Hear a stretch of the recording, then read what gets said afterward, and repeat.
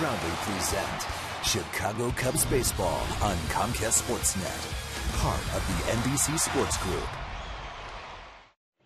The second round of interleague play continues as the Tigers come to the north side. A familiar left-handed bat returns to the friendly confines in hopes of igniting his team to bigger things. But the Cubs could use a nice run of their own and need a solid outing from this struggling southpaw. It's game one between Motown and the Windy City. Next.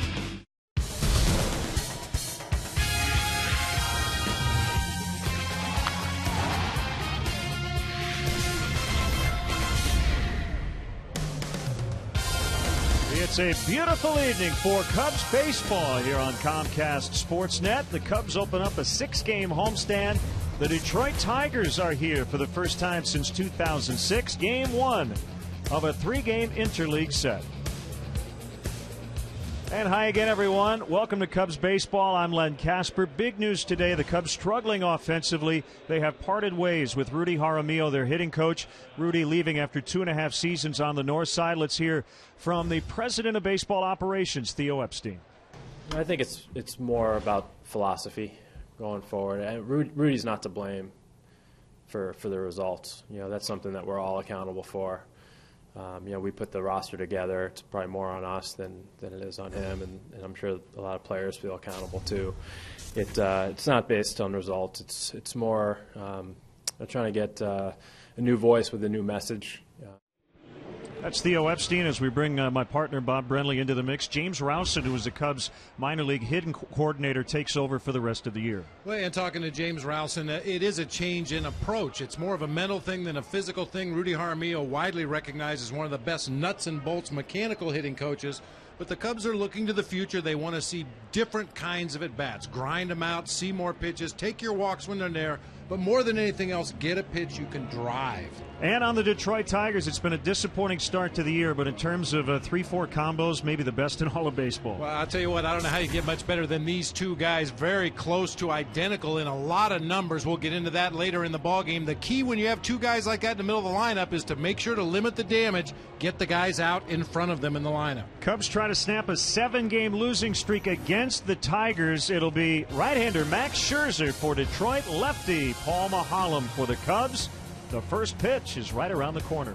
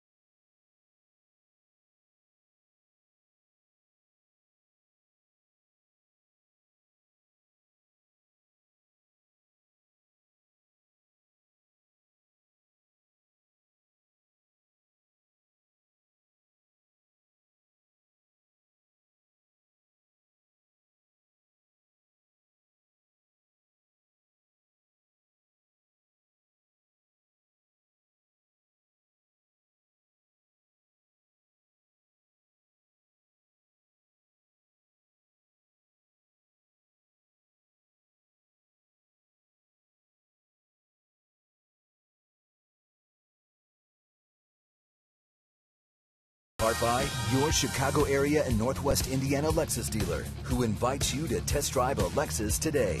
Xfinity, your home for the most live sports. Blue Cross and Blue Shield of Illinois. Through it all. Liberty Mutual Insurance. Responsibility. What's your policy? Toyota. Right now, you can get a lot for less at your local Toyota dealer, official partner of the Chicago Cubs. The new wireless receiver from AT&T Uverse. Visit att.com/freeyourtv. Rethink possible. BMO Harris Bank, helping money make sense. BMO Harris Bank, NA member FDIC. And by Southwest Airlines. Find our fares online only at southwest.com. Nice night. Wind coming in a bit off the lake, so a cool breeze coming in, but a very comfortable evening here inside the friendly confines. And let's look in on Jim Leyland's Tigers Southwest starting lineup. They have won 3 of their last 4, but they're 4 games under 500, believe it or not. Austin Jackson will lead it off in center. Brennan Bosch is in right. There you have Cabrera and fielder. Delman Young's in left. Johnny Peralta back from the paternity list. Gerald Laird's a catcher. Danny Worth at second, and the pitcher is Max Scherzer. Take a quick look at the Cubs defensively tonight. It'll be Alfonso Soriano in left, Tony Campana in center, David DeJesus over in right field, Ian Stewart, Starlin Castro on the left side of the infield. Darwin Barney and Brian LaHare will be on the right side. Steve Clevenger behind the plate today for left-hander Paul Maholm. Maholm coming off a rocky outing against the Brewers last time out. 4 innings, gave up 6 hits and 4 earned runs in that ball game. See what he's done in his previous 11 starts. Even with the wind blowing in here tonight, with some of the bats in this Tigers lineup, you definitely want to keep the ball down, try to keep it on the ground.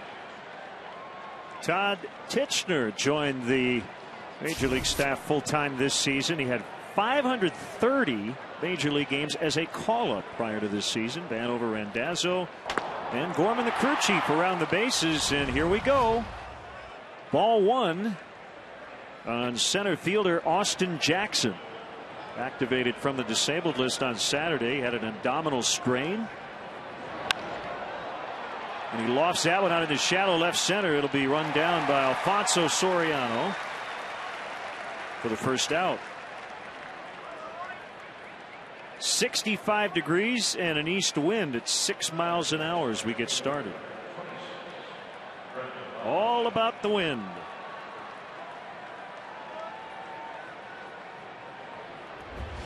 Well, Brennan Bosch, one of 2 lefties in their lineup. Prince Fielder the other. Bosch missed the game Sunday, at least as a starter. Did pinch hit and went 1 for 1 at Cincinnati, but suffered a sore right ankle on a slide into home plate on Saturday. The Tigers are banged up. That sounds familiar, doesn't it? We've got 7 guys currently on the disabled list. Tapper foul, quickly 0-2 as Maholm trying to get into a quick rhythm here right off the bat. Well, you know, Len, you look at the American League standings, and there's a number of teams that are surprising in that they're higher in the standings than you expected, but I don't think there's any bigger surprise than the fact that the Tigers are 4 games under 500 at this point in the season. This was a team that everybody thought was going to boat race the American League on their way to the World Series this year. So Jim Leyland in his 7th year at the helm of the dugout. 16th on the all-time wins list. And the active leader, 1,616. 1-2 is inside. 2 balls, 2 strikes. Obviously, the top 2 guys in this Tiger order are key guys to get, with Cabrera and Fielder to follow.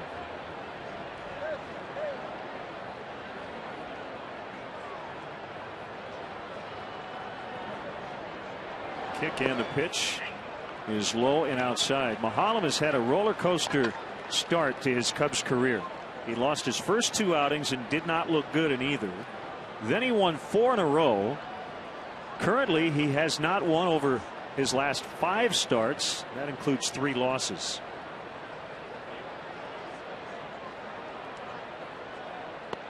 Swing and a miss on a slider just off the outside corner. 2 down. Good guy to get, as you mentioned, with Cabrera and Fielder lurking in the on-deck circle and in the hole. Brendan Bosch, a guy that is probably happy to be away from Comerica Park. Hit only 178 in 29 games at home. Hits 308 in 29 games on the road. Now Cub killer Miguel Cabrera, with Prince Fielder signing that big free agent deal. Cabrera going back to 3rd base. And he takes a strike. He has hit .359 in his career against the Cubs. Nobody currently with at least 100 at bats against the Cubs has hit for a higher average.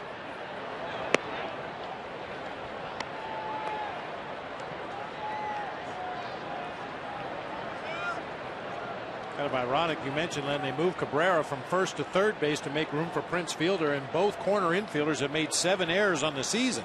Not an unusually high total for a third baseman, especially a guy moving back to a position that he played earlier in his career, but 7 errors is an awful lot for a first baseman. He was actually signed as a shortstop by the then Florida Marlins in 1999. Moved to third in the minors 2002. And 3-1.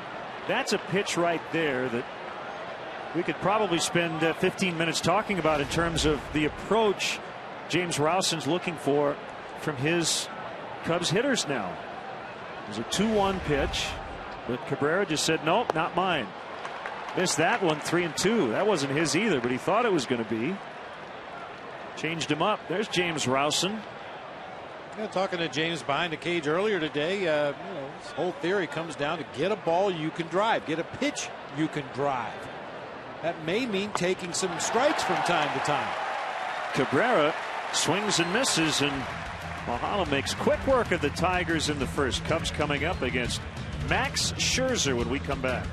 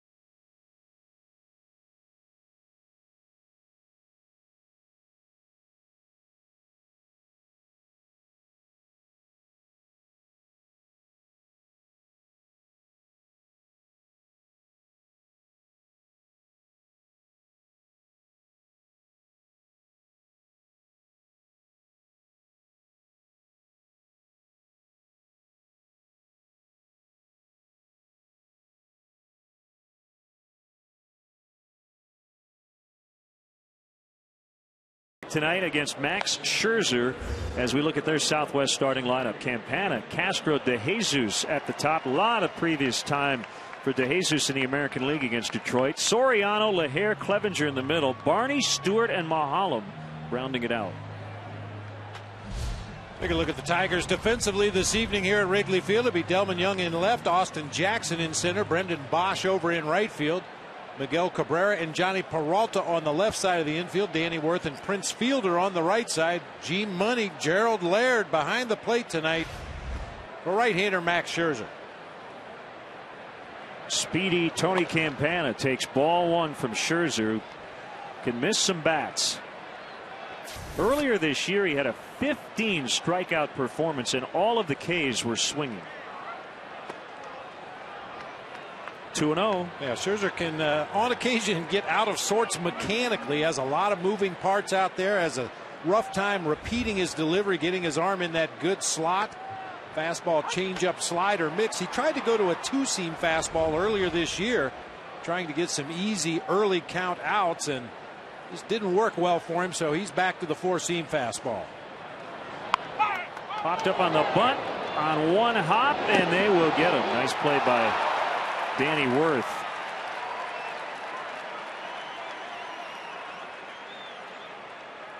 Yeah, it's a little too much carry on that bunt. You want to get it past the pitcher, but in front of the second baseman. That time Right to the second baseman on a hop.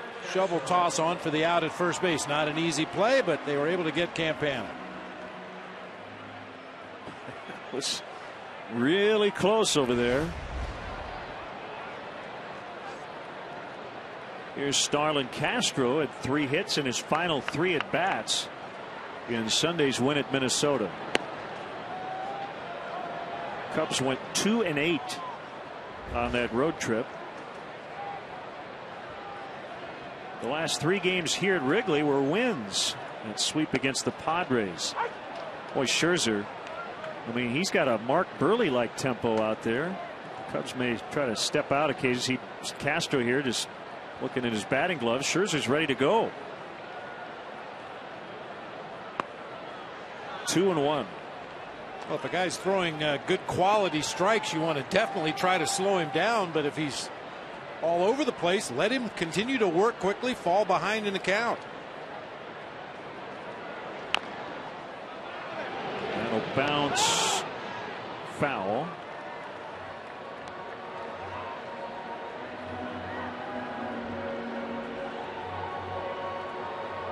I suppose it could have happened to Cabrera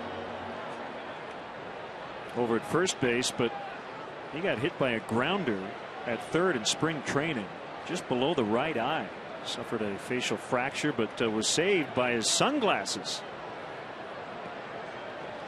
Probably thinking, yeah, now I remember playing over here. It'll be interesting to keep an eye on Miguel Cabrera. He's one of the more chatty, or he was one of the more chatty first basemen in the league, not only talking to runners and umpires and coaches. Diving stop by fielder. Scherzer gets there in time. What a play.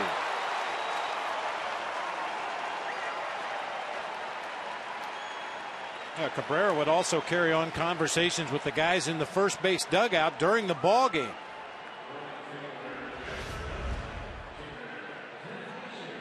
A couple of testers in the early going for the Tigers defense that's been shaky at best this year. And Scherzer just a foot or so ahead of Starlin Castro, getting over there off the mound, takes the throw from fielder. Oh man, that's about as close as you can get. You could see Scherzer breaking up his steps to hit the bag with his right foot, almost allowed Castro to beat him there. 2 bang plays over at first base to start the game for the Cubs offensively as DeJesus takes strike 1. Now, pitchers are taught to hit that bag over there with their right foot so they stay in fair territory, giving the runner the base in the area in foul territory. But in doing so, Scherzer almost allowed Castro to beat him to the bag. Well, you're right about the Tigers defensively. According to Baseball Reference's defensive efficiency number, which measures team defense and turning balls in play into outs, they rank right near the bottom of the major leagues.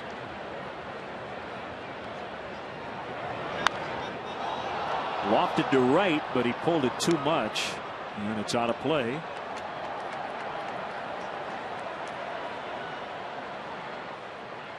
Bob, Max Scherzer, we're going to learn something tonight, has heterochromia. What is that? Look at his eyes. His right eye is blue, his left eye is brown.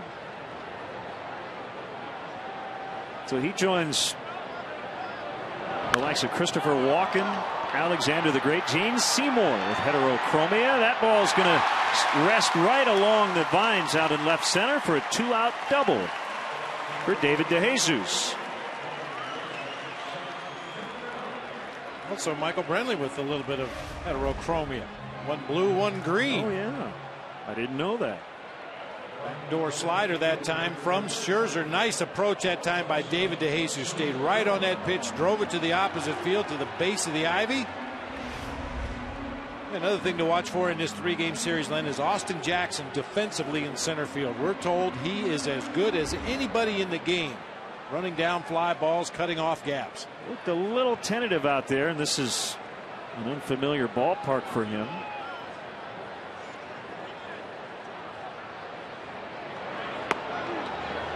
Soriano takes a strike. Good to get him up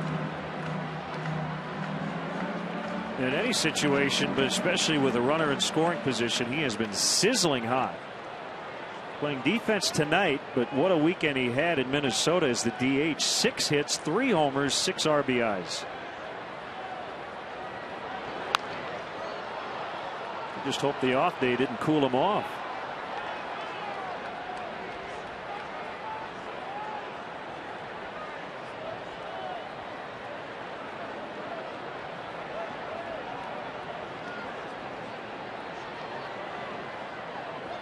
Little bit of experience between these two. Alfonso Soriano with a couple of singles and 3 at bats against the Tiger right-hander. Jesus will get third as Laird just could not pick up that ball after chest blocking it. And it'll be a wild pitch charged to Scherzer. I'm not so sure you get David DeJesus even if you pick the ball up cleanly. That's a changeup that bounces right out in front of home plate. Nice job of blocking it by Gerald Laird, but you can see David DeJesus went as soon as he saw that ball hit the dirt. You get that kind of a jump, it's going to be tough for any catcher to throw you out on a ball in the dirt. First wild pitch of the year for Scherzer. Swing and a miss. He strikes out Soriano to strand DeJesus at third. We're scoreless early on from Wrigley.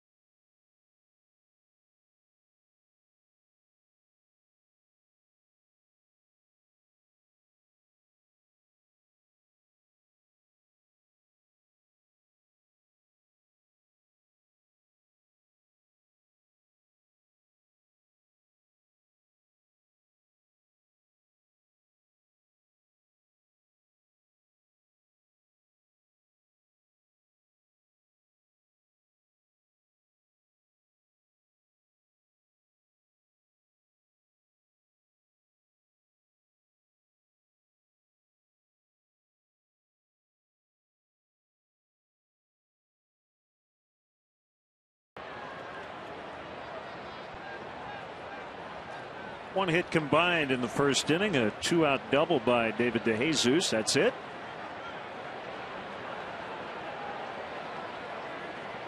And it's Mahalam against Prince Fielder. Former hitting coach, and for 12 games at the end of the '98 season, his manager, Dale Swain, said he one of the best guys, if not his favorite player he's ever coached. Willing to work, hard-nosed, plays the game all out. Dale had nothing but praise for the former Milwaukee Brewer.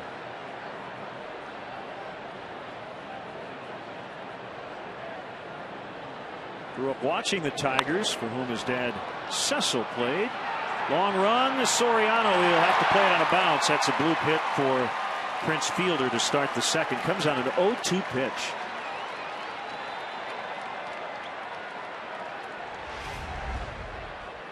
Never like to give up hits on an 0-2 pitch. This just cued right off the very end of the bat. Prince Fielder making like a little opposite field singles hitter. Bloops one over the head of Castro in front of Soriano for a base hit.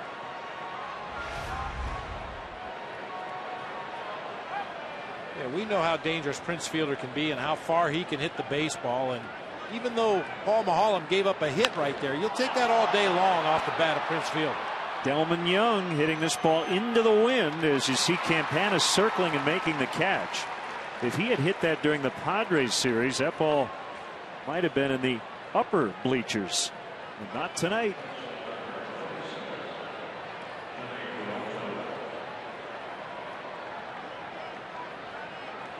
So 1 out in the inning, and it's the shortstop, Johnny Peralta,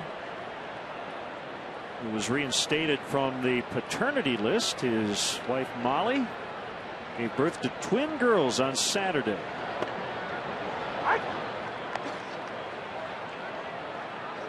So he missed the final 2 games of the Tigers series in Cincinnati. Peralta was an all-star last year.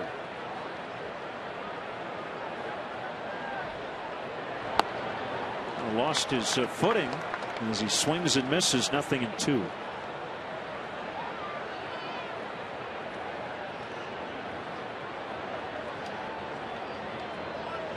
His first full season in the majors was with the Indians in 2005. He succeeded Omar Vizquel as the Cleveland shortstop. Pretty big shoes to fill defensively, if nothing else. And not your prototypical shortstop either. He's a big, thick-bodied guy. Doesn't have quite the quickness or range of a lot of major league shortstops, but rarely makes misplays on anything he can get to. Loves that ball middle of the plate away. Slide step 1-2. And now the count even at 2-2.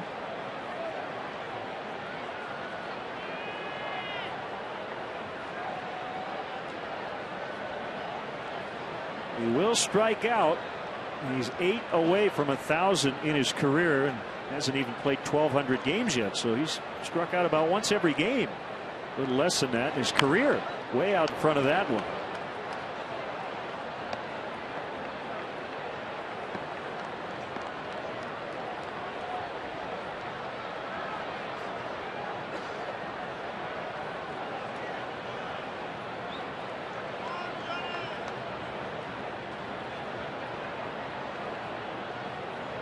Short lead by Fielder. Swing and a miss. And a foul tip into the glove. That's strike 3.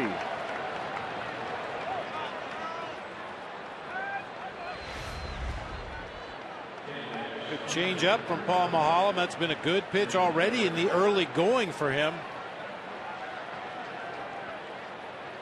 Well, we talked about the Tigers' struggles this year.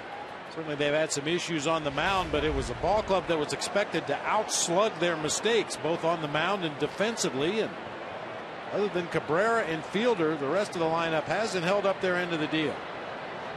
Now the catcher, Gerald Laird.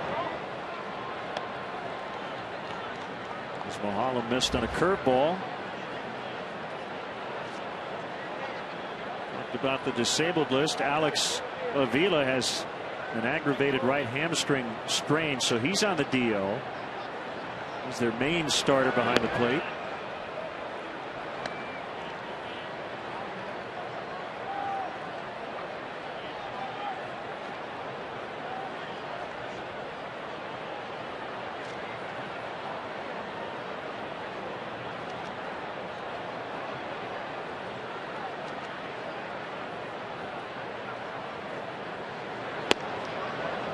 On the outside corner, 2-1.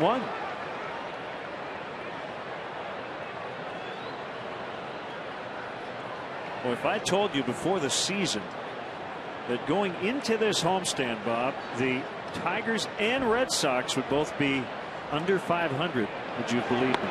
No. And in the case of the Red Sox, they're in last in the American League East. A little more believable for the Red Sox going through a managerial change and all the turmoil that they had to finish last season. I don't think anybody was quite sure how they were going to come out of the chute this year, but Tigers shocking everybody with their slow start.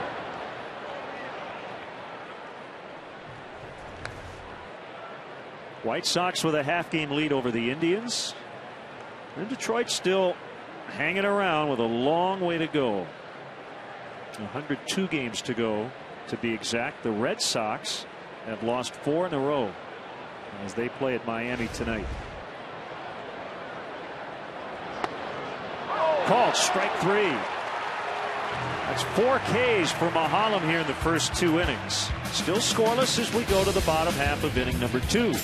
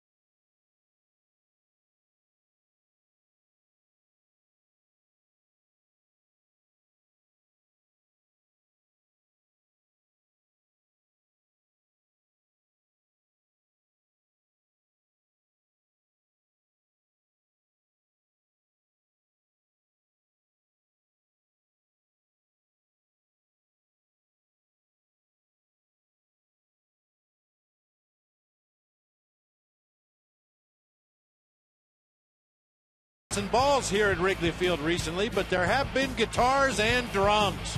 A couple of rock shows taking place. Roger Waters in the Wall. Quite the spectacle from everything I've heard. And then for those of you who like the country music, Brad Paisley. Cowboy boots and the hat. Yeehaw!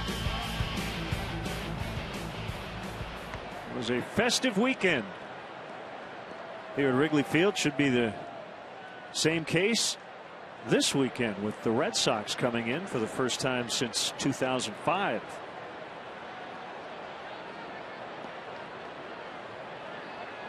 Brian LaHare will dig in. Spent some time on the bench on the last trip, not because he hasn't been hitting, but because the Cubs have been facing a bunch of lefties. See, all righties in this series and maybe the entire homestand. Just trying to look ahead to the Red Sox series. It may be 6 consecutive right-handed opposing starters. Yeah, good time for Brian LaHare to really get it going like he was earlier in the season. Started to show some signs on that road trip. The rare playing time that he did get, driving the ball to the opposite field once again, taking a lot of pitches. He got into a phase there for a little while. He was overly aggressive, swinging a lot of first and second pitches, which is just not his style usually.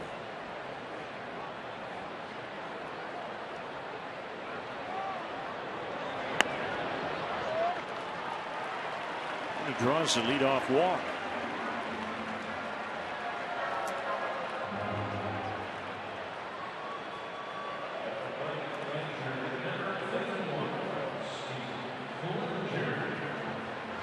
So John Lester may get a start in that series coming up.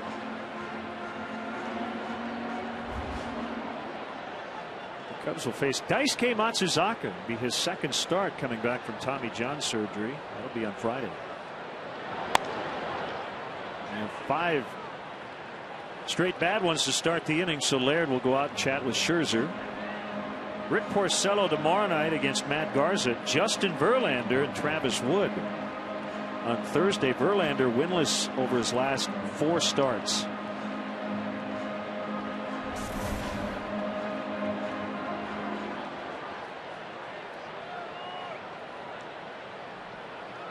So the pitching matchups for the rest of this series.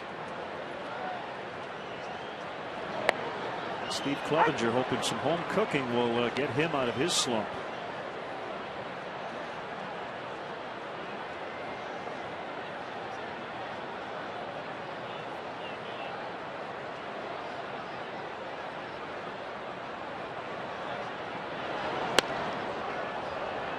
Way inside, 2-1.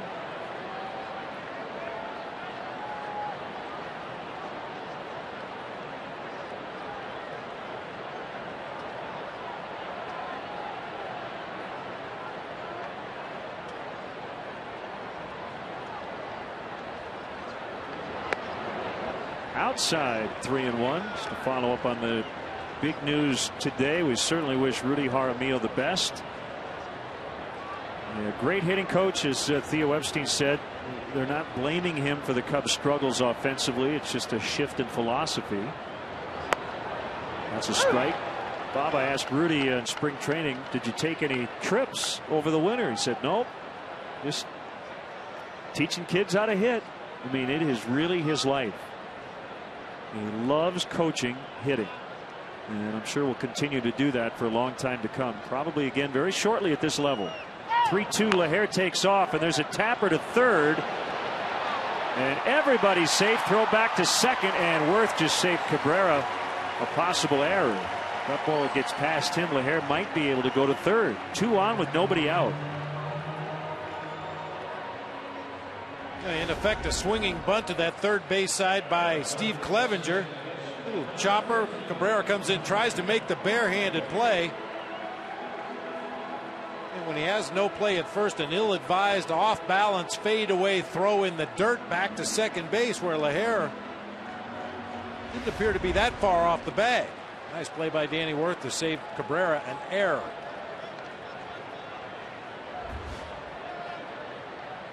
Fielder was going to play in on the grass, but the Tigers telling him no, back up.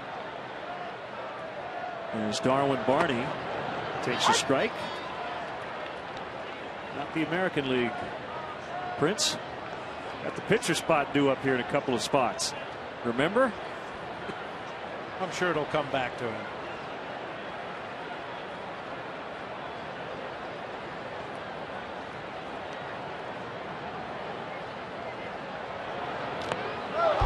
Gets past Laird, and Max Scherzer, without a wild pitch going into action tonight, has 2 of them in the first 2 innings.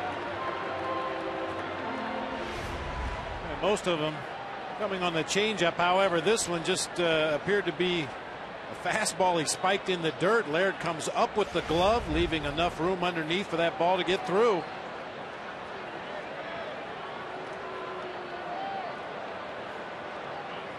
Tigers will play back with nobody out on the infield, so they'll concede a run to get that first out.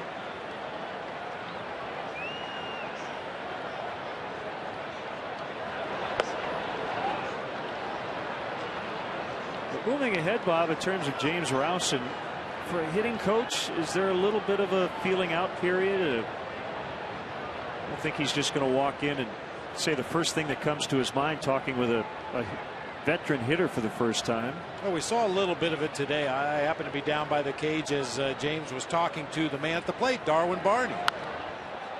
And Darwin was just telling James Rowson, here's some things when I get sideways as a hitter, here's some things that I do wrong.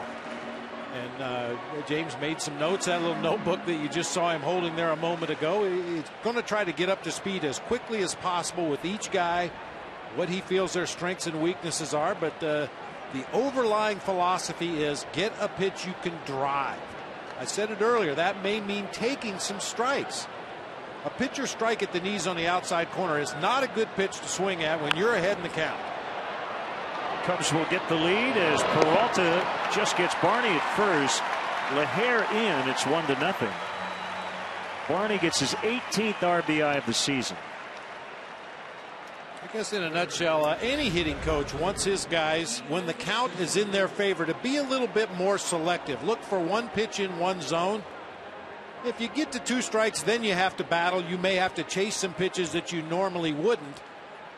But rather than get yourself out when the count is in your favor by swinging at pitcher strikes, the ones around the edges of the zone with some movement, make sure it's a ball that's right where you want to swing at it, and when you make contact, do some damage. Don't just put it in play because you can. Outside to Ian Stewart. Scherzer, by the way, pitching here at Wrigley for the 2nd time in his career. The only other time was As an Arizona Diamondback, he got a no decision on May 10th, 2008.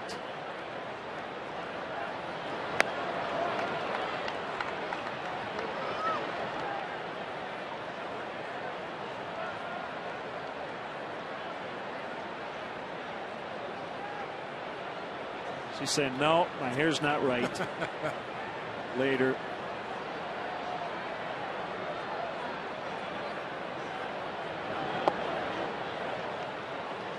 Okay.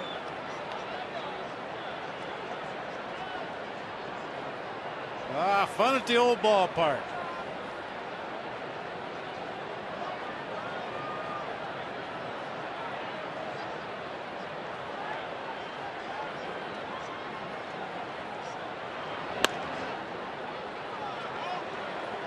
Three and one.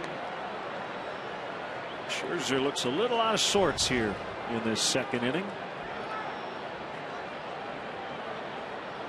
And when you have a pitcher struggling with his mechanics, struggling to find the strike zone, that's when you really keyhole that pitcher. Make sure that every time you get that bat off your shoulder and let it fly, it's a pitch you think you can hit into the gaps or out of the ballpark. 2 walks in the inning.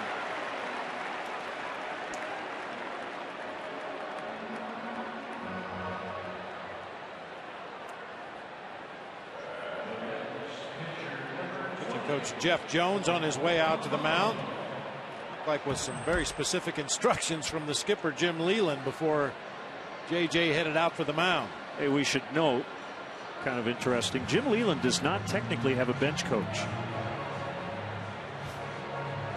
Their extra coach is Rafael Belliard, the infield coach, but you see him chatting with former Cub Lloyd McClendon, who's the hitting coach. Gene Lamont's been with him a long time. He's the third base coach, but just talking to people who have worked with Jim, they say he is as good managing a bullpen as anyone's ever seen. And I guess he knows what he wants.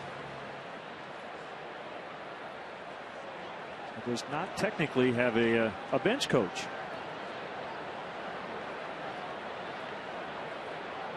Here's Mahalem.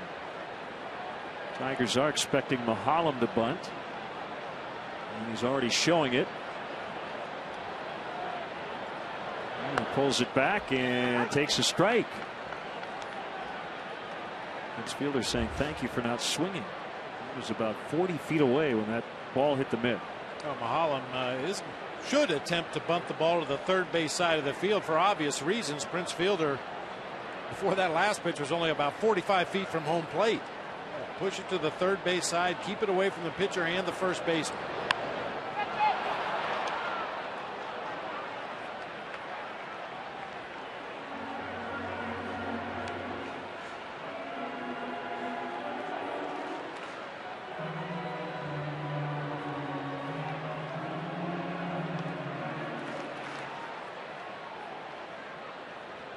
Last time he got a sac bunt down, they shot off fireworks. 4th of July last year.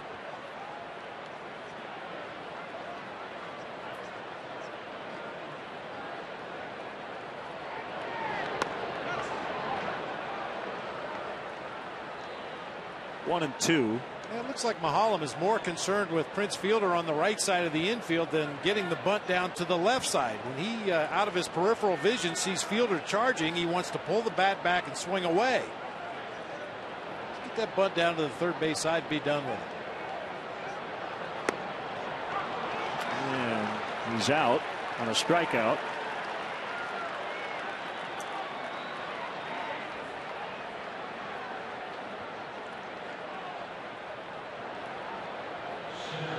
With 2 away, it's Campana.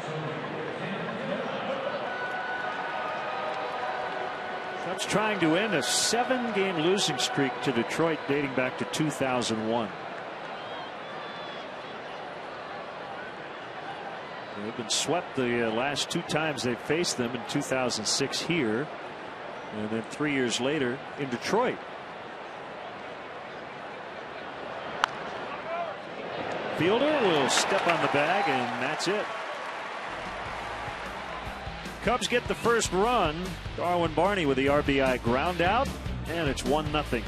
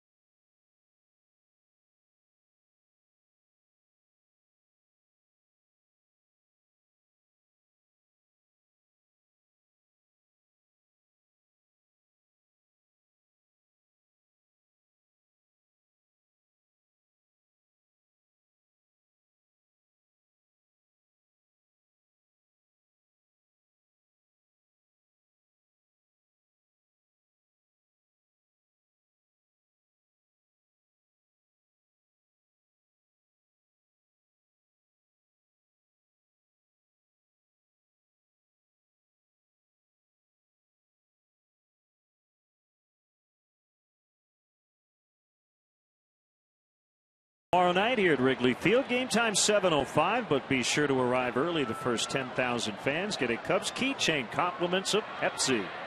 For more information and to purchase tickets, visit Cubs.com. These two teams have met up 4 times in the World Series. Each team has won twice. Cubs in 1907 and 08. Detroit in 1935 and 45. More on that a little later. And second baseman Danny Worth fouls away. We're underway here in the third. 1-0 Cubs.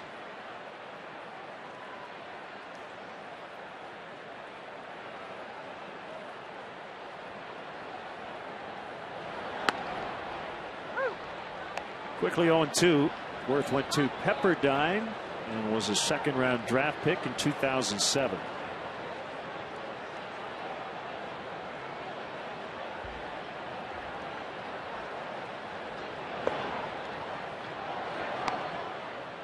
See that tough sun on the right side of the field for the fans, also affecting first base umpire Larry Vanover as he tries to squint into the sun. Watch a pitcher make his delivery out there. Should be gone fairly quickly here.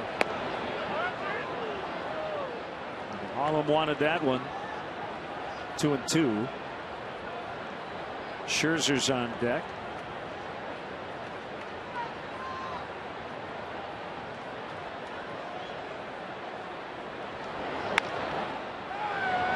And a base hit.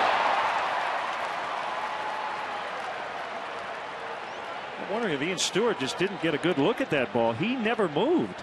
That was odd. I don't know if he would have gotten to it. Yeah, even on a ball that's hit through the left side, normally there's some kind of movement to your left as a third baseman, but Stewart never moved. I don't think he really saw that ball off the bat.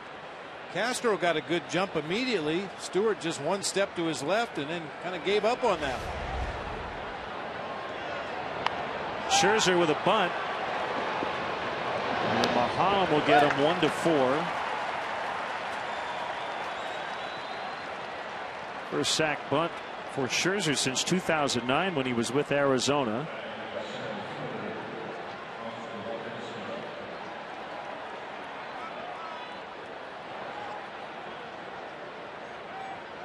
And it'll bring up Jackson.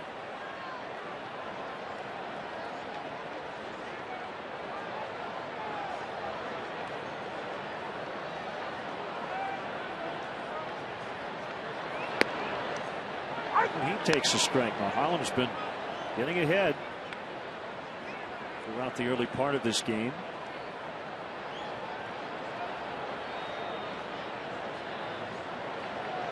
Austin Jackson had 11 triples last year. Tied for first in the American League. He also struck out 181 times. And off to a blistering start. We mentioned the DL stint. This is just his 39th game of the year. He's completely retooled his approach at the plate. Last year, Austin Jackson had a big leg kick with that left leg. He goes down on strikes.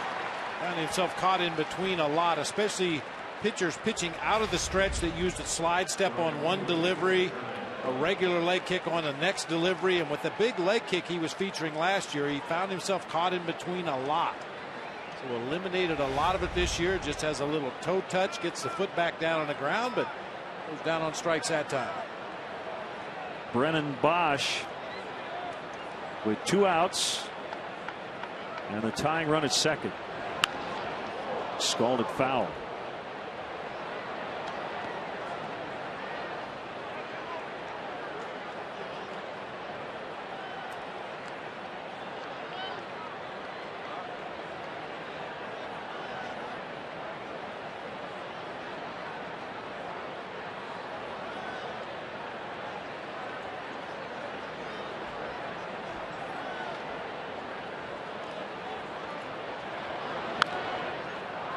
Up shallow left. It'll be Starlin Castro to end the inning. So we're stranded in scoring position. Still 1-0 Cubs in the third.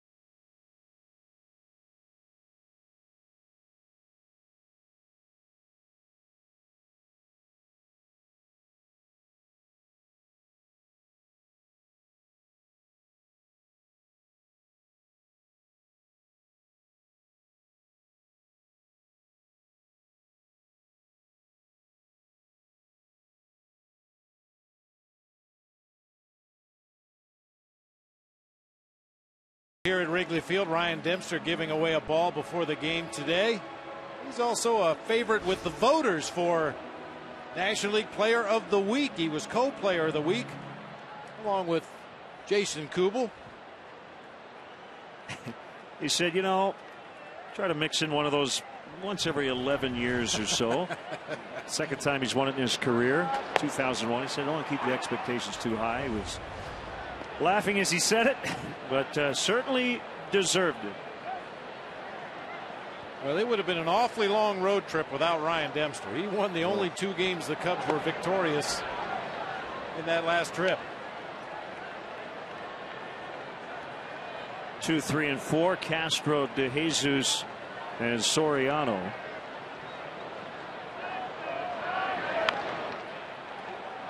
Hey, we want to send out congratulations to the niece of Gary Stark. Fine clubhouse man here with the Cubs. Jennifer on the birth of Madden Jax. They're watching the game tonight, rooting on the Cubs.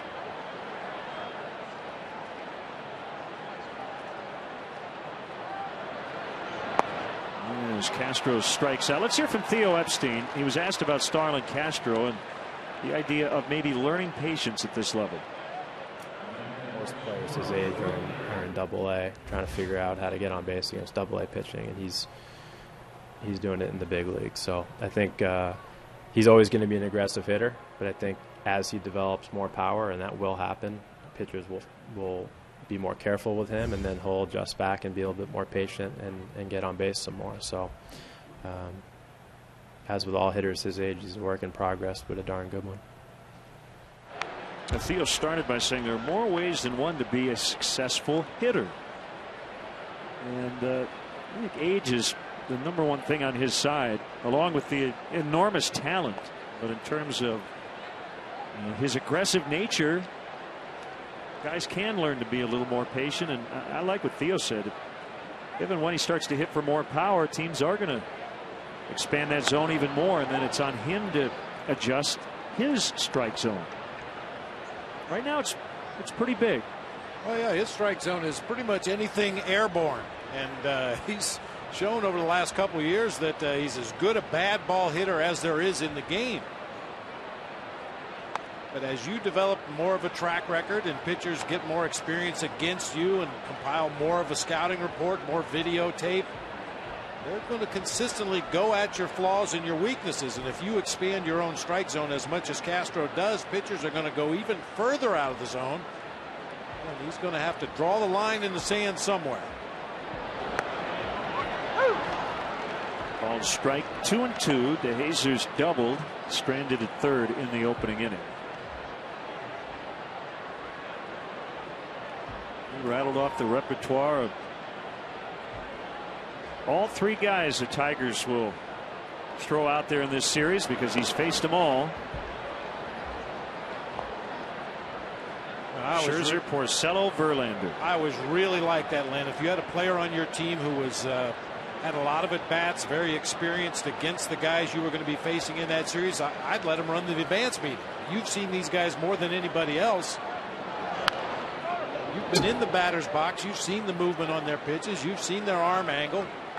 Is there anything we're leaving out of this advance report that we need to know going into this series? I'm sure David was more than willing to provide that information.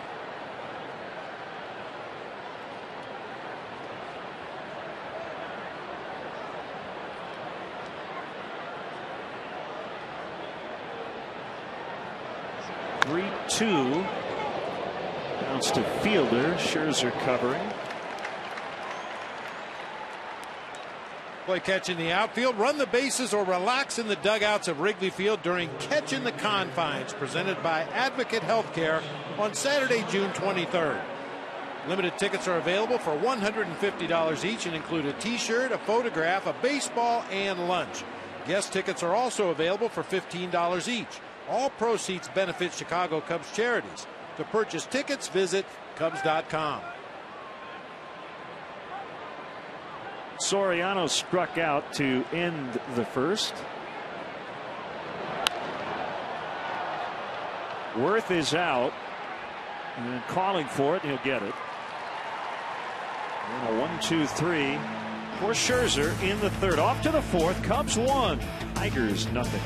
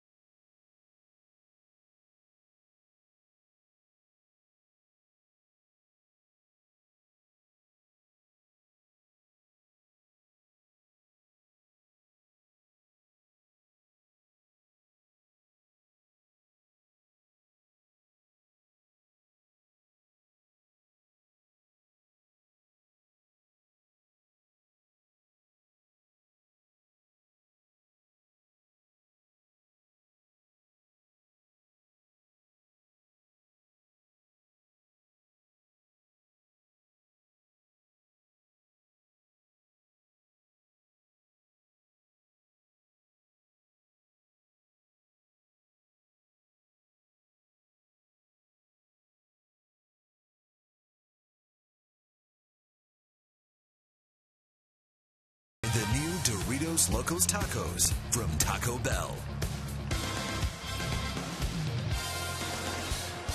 Cubs leading 1-0. Start a 6-game homestand. They're actually in Chicago for the next 9 games. The next road trip starts, 9 miles south? Next Monday night against the White Sox. 1 strike on Cabrera.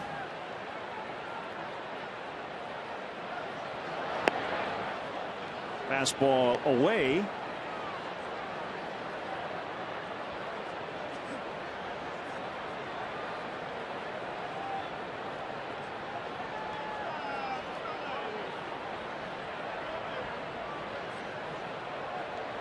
Cabrera acquired from the Marlins prior to 2008. 6-time All-Star. Been a Silver Slugger 3 times. In the outfield, at third and at first. In 3 different positions.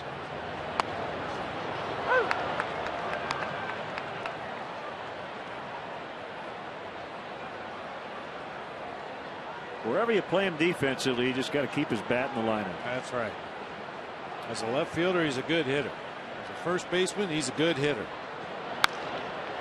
As a third baseman, he's a good hitter. Bob, I saw him when he was 20, just starting his major league career, and the thing he did from day one is hit to the opposite field, and with power. I mean, they were comparing him to Mike Piazza in terms of his opposite field power as a rookie.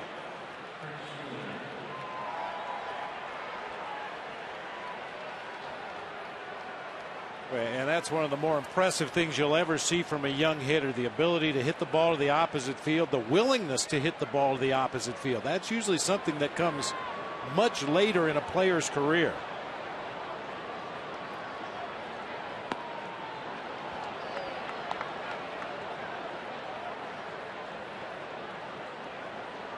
Not a lot of sun left here at Wrigley Field right now, but big Prince featuring the sunglasses this at bat against Paul Maholm.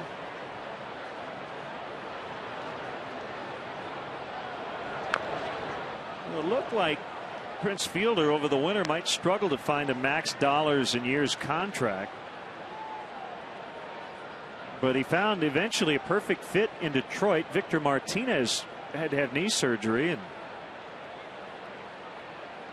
you see what he has done against Maholm. Most strikeouts against any pitcher for Fielder, 15. But when Martinez got hurt, Fielder was still around, and octogenarian owner Mike Ilitch anxious to bring a World Series title back to Detroit, so Fielder ended up getting 9 years and $214 million.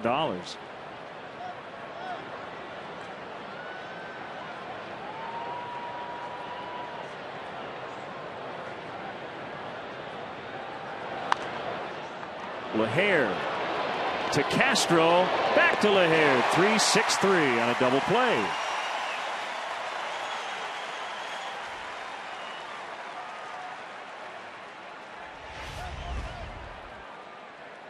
Everybody very under control here. Brian LaHare makes sure to make a good throw to Starlin Castro, who took a little extra time to make sure he had a grip before delivering the ball back to Brian LaHare. Know your runners, and that time Starlin Castro realized he had a little bit of extra time, could clear that runner at second base and complete the double play. Delman Young flying to deep center's first time.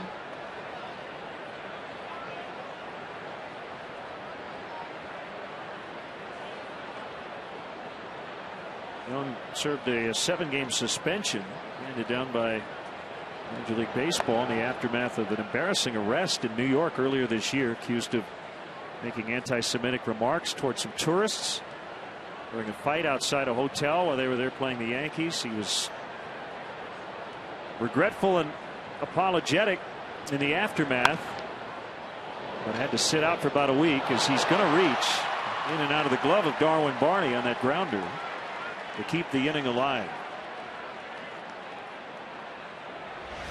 And it's a hit for Young. Darwin Barney is usually really good going to his backhand side. That time actually overran the ball just a little bit instead of hitting in the pocket of that little second baseman's glove. Hit up near the heel and dropped down to the infield dirt, allowing Young to reach. 4 hits for the Tigers. They've all been singles. 2 in this inning. And the backdoor curve dropped in nicely on Peralta. Strike 1.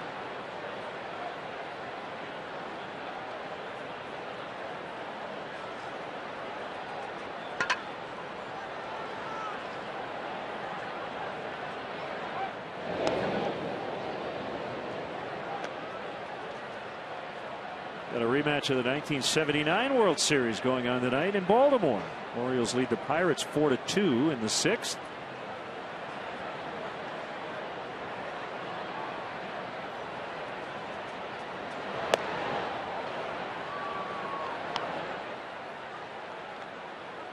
Doesn't sound like a natural rivalry, Washington and Toronto.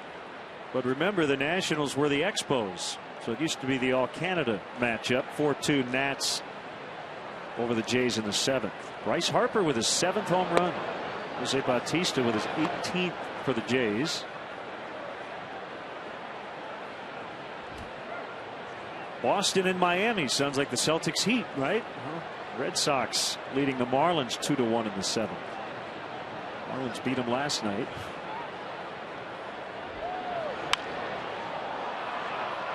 De Jesus will get there to make the play. And that'll end the inning. 2 hits, no runs. Paul Maholm has been sharp early on, leading 1-0.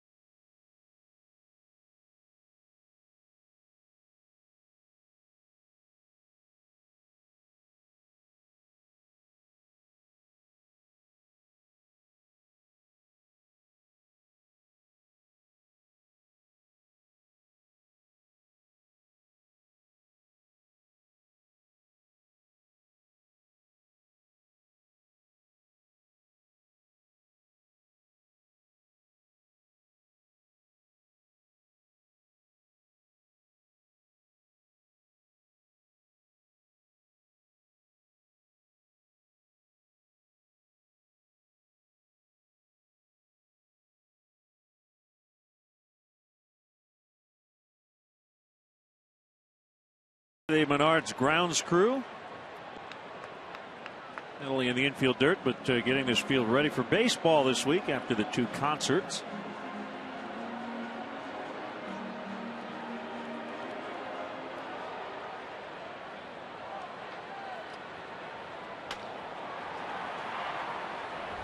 Brian LaHare with a leadoff walk and the lone run to date. He's back in the 2nd.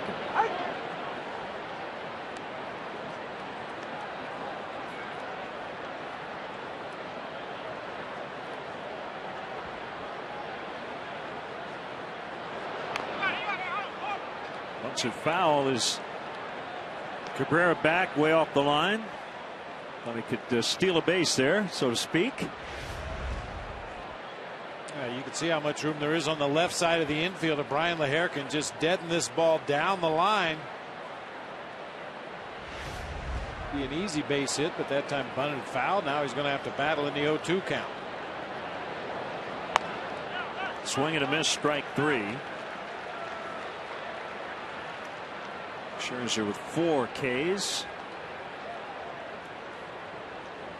Well, let's get our AT&T Mobility Trivia question. 6 active players to have played for the same team as their fathers. Can you name them?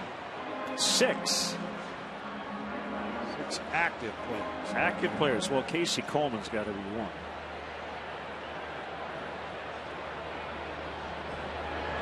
Joe pitched for the Cubs. How about the Tiger first baseman? Yeah. You already mentioned that. Easy one. I have to guess that one of the Hairston boys played for the same team as their father. Steve Clevenger fouls away. I don't know if Jerry ever played for the Diamondbacks. Senior.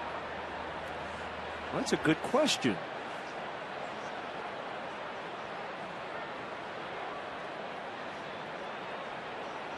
Flash Gordon ever pitched for the Dodgers?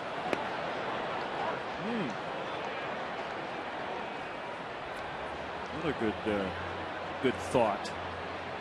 A reminder, Father's Day is this Sunday.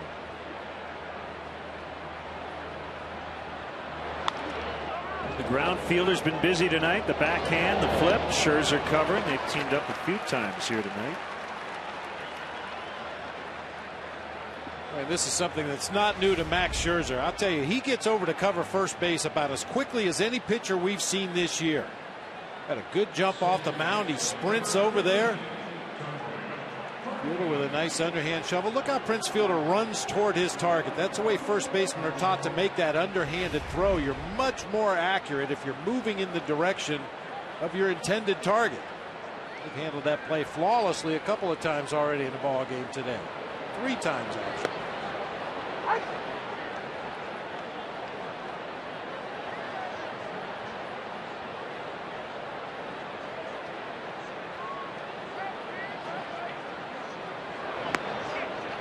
Now I know Ron Davis pitched in New York, but it was for the Yankees. Ike plays for the Mets, so that would technically count.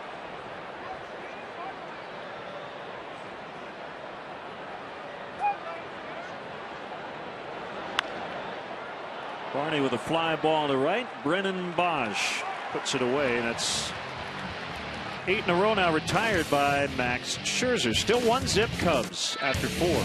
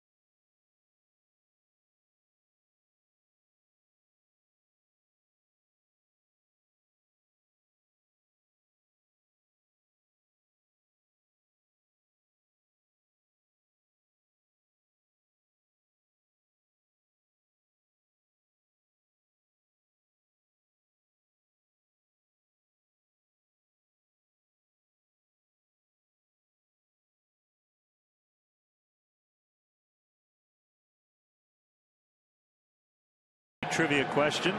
6 active players to have played for the same team as their dads. How many can you name? I forgot Tony Gwynn Jr. Oh, okay. The Buteras, we should have known that. Okay, yeah, gotcha. Yeah. Fielders, the Youngs, Eric Sr. and Jr. The De Jesuses. He's a young Prince fielder. Hitting home runs. I think he was like 12 at the time. See him. He was hitting right-handed. Tiger Stadium.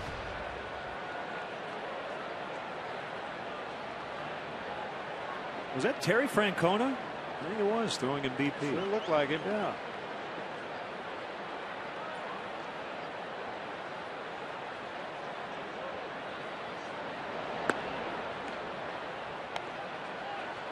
There you go. Wearing his watch. We've got 15 minutes, and it's time for the next group. Well, there was a time in baseball that all the coaches wore the cheap digital watches only because they had all kinds of timers on them. You could set an alarm that told you exactly what time infield practice was supposed to start. You could start a stopwatch for each group and know exactly how many minutes they had left before the next group was supposed to come in. Took a while to figure out the watches, but once you figured out all the features, it was very functional for a major league coach. 2-2 on Laird, Worth, and then Scherzer for Detroit here in the 5th.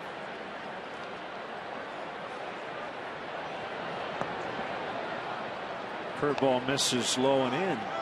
Full count with Worth coming up next.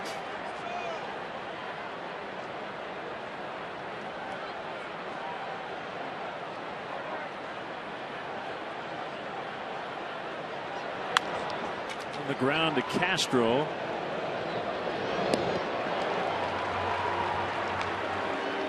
Qdoba is giving the first 20,000 fans a chance to win free food. The Cubs get a base hit in the 5th inning. Fans with a base hit for Burritos game card win a free entree.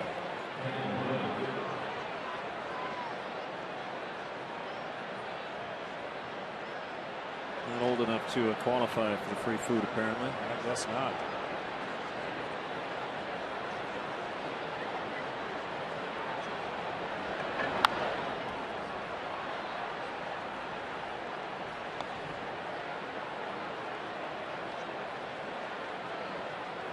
I want to send out very special birthday wishes to Kimberly Vincey, celebrating birthday number 10 tonight.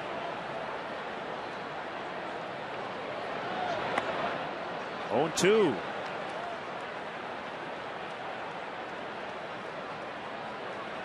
Happy 48 to Mike Bantlin from Sherry, Chelsea, and Taylor.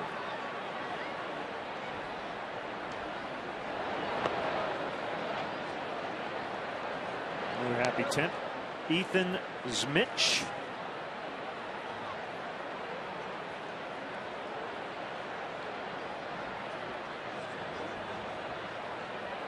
Happy belated 90th birthday to Helen Spencer here tonight, celebrating with family. Henry at Illinois, called strike 3.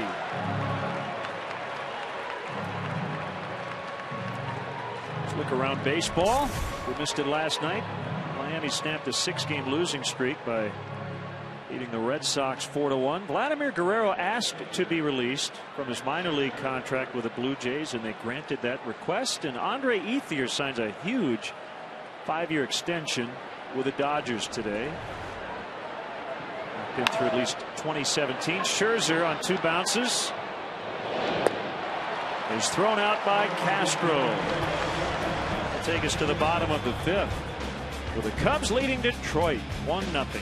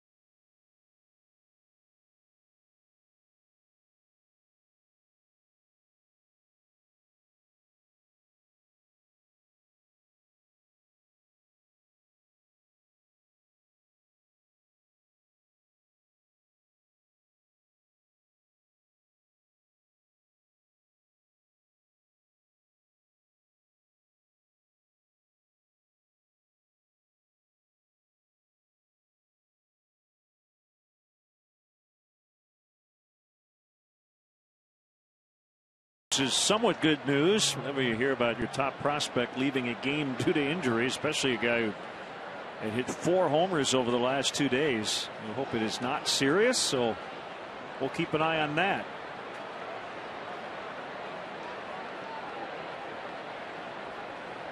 A crisp night here at the ballpark with a wind coming in off the lake. 65 degrees as we got started. And Ian Stewart, who walked his first time, will bat first here in the bottom of the 5th. Speaking of firsts, going back to 2008, Max Scherzer, who 2 years prior to that was the 11th overall pick in the 2006 draft, made his major league debut against Houston. That almost got the back foot of Stewart. In his debut, Scherzer went 4 1/3 innings, no runs, no hits, 7 strikeouts. It was the longest debut in modern history by a pitcher who sent down every batter he faced. He retired all 13 guys. But if he had any thoughts of a no-hitter, that was just not going to happen. Not that night.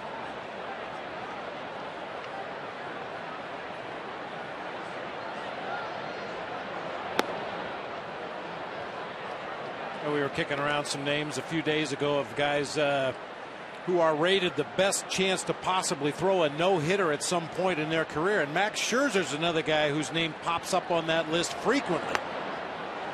He can be spectacularly inconsistent, but when he's on top of his game, when he's commanding all 3 of his pitches, he is nearly unhittable. A lot of people think that he's a guy that's going to throw a no-no probably on multiple occasions before his career is over. Yeah, he hit 98 that night.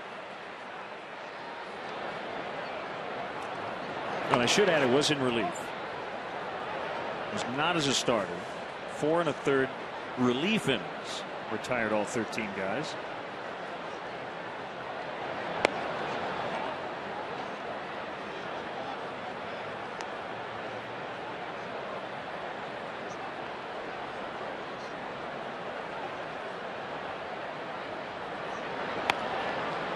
Two and 1 on Mahalam.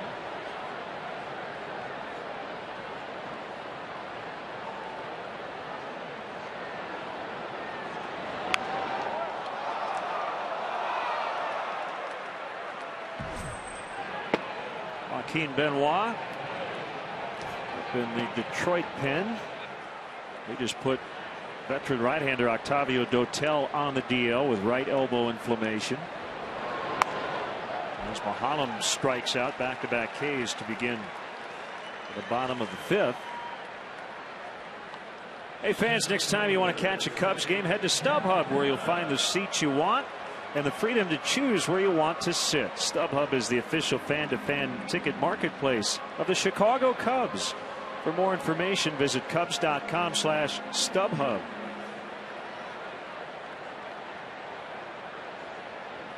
I was so looking forward to talking about the Major League record 13 teams for Octavio Dotel.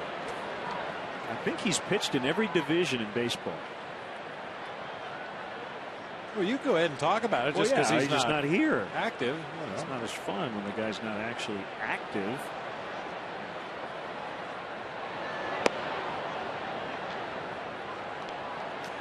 If he had a hat with all the pins, that'd be what it looked like. All right, he pitched for the Mets. That's the National League East. Houston, Central. Oakland, American League West. Yankees, American League East. Kansas City, the Central. The bunt. And Campana's on.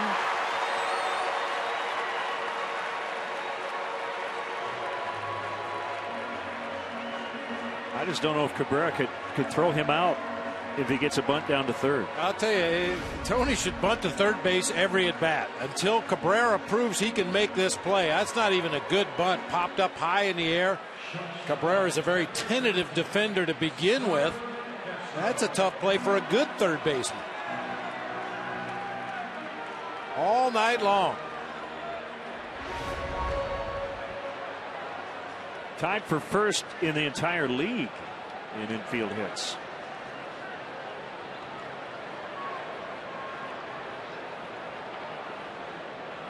And Laird behind the plate has caught 3 of 16 attempted base stealers this season. Well, we know when Tony gets a jump, it really doesn't make much difference how the catcher throws. Scherzer just lobbed it over there.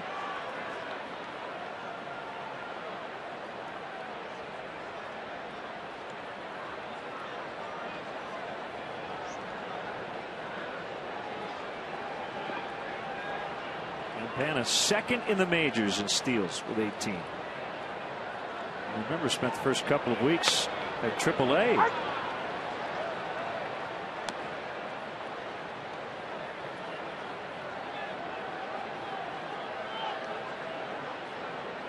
Boy, remarkable percentage for a guy that everybody in the ballpark knows is going to run when he gets on.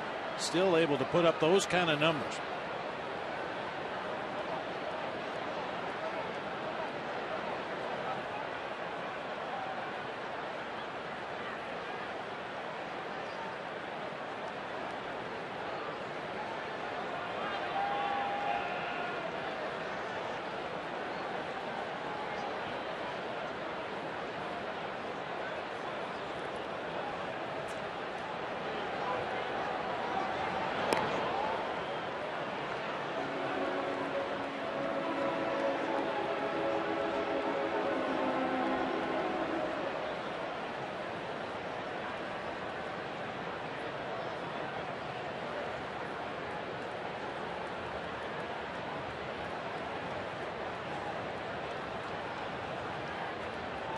Scherzer has a sign from Laird. Campana not running as they pitch out.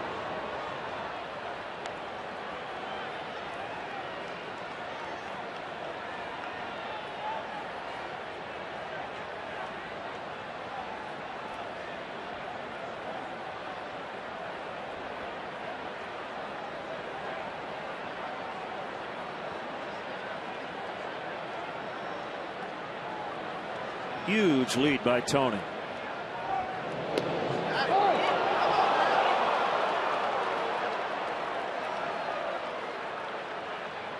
I mean, he's getting out into the deep end of the pool here, isn't he? Oh, yes, he is. And I'll tell you, Scherzer has gone about this the right way as a pitcher. He threw that little lollipop lob throw to first base on a very slow move to begin with, then showed him a little bit of a quicker move, and then that last one was probably his best pickoff move. Campana runs, throw to second, save. Got his foot in ahead of the tag.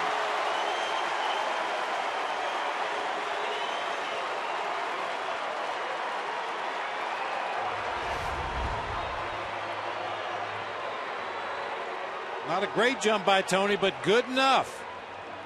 Throw was right on the money. Only just able to outrun that throw, and you could see the second baseman, Danny Worth, comes up in front to catch the ball and then tries to bring it back to the bag at second. Infield instructors will tell those middle infielders, let the ball come all the way to the base. It's always going to get there quicker than it will if you reach up in front, catch it, and try to bring it back to the base. 2-1 to Castro, in on his hands. He pops it up behind home plate. Laird didn't have room. That ball was on the other side of the screen.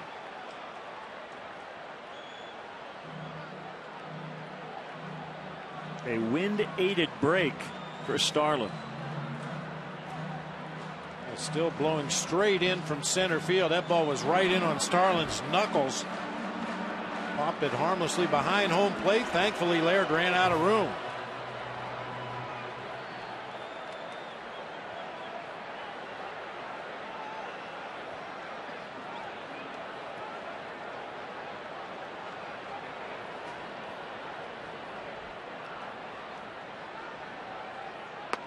And he got him. 95 on the Heat as he strikes out 3 in the inning. Still 1-0 Cubs.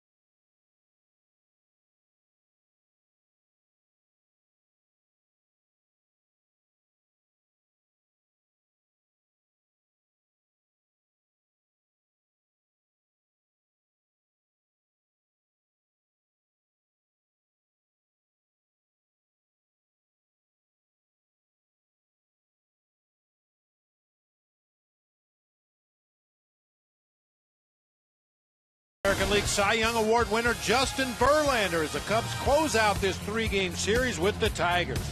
Coverage begins at 12:30 with Subaru Cubs pregame live. Cubs and Tigers Thursday at 12:30 on Comcast Sportsnet, fans' best friend. Top three for the Tigers, starting with Austin Jackson, who looks at a curve for a strike from Paul Mulholland, who's been very good tonight.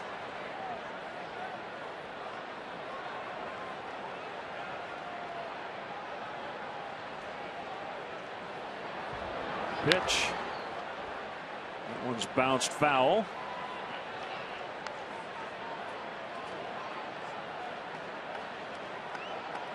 Hey, it's a ladies' man. The ladies' man. Tim Meadows enjoying the game tonight.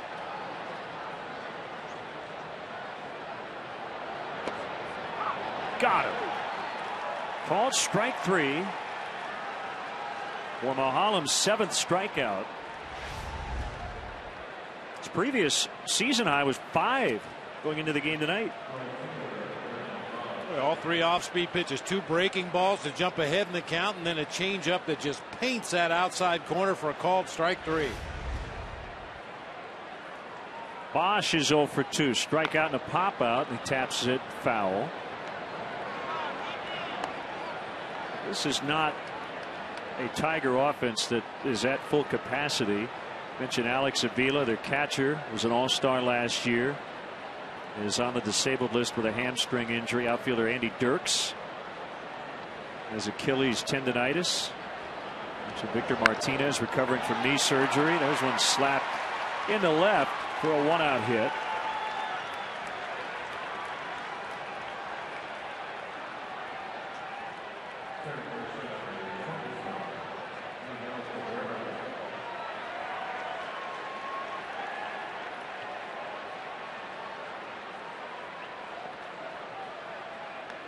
With any lineup that has Cabrera and Fielder in it is a good lineup. Well, the 2 of those guys together, Len, Miguel Cabrera, Prince Fielder, combined to hit .390 this season with runners in scoring position. Cabrera at .382, Prince Fielder at .400 going into play tonight. Well, we talked about Cabrera hitting just under .360 in his career against the Cubs. Prince Fielder, as a Brewer, had 4 2-home run games at Wrigley when he was playing with the Brewers.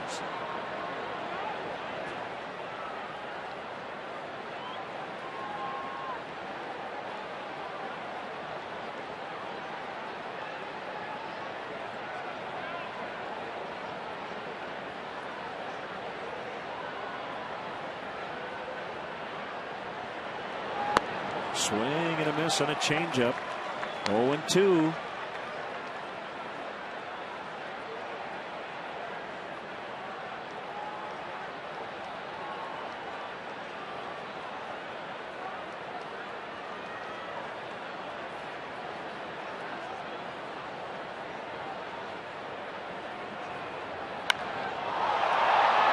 up in the air. Campana can't find it. Soriano trying to help him out, and it'll be Alfonso to make the catch.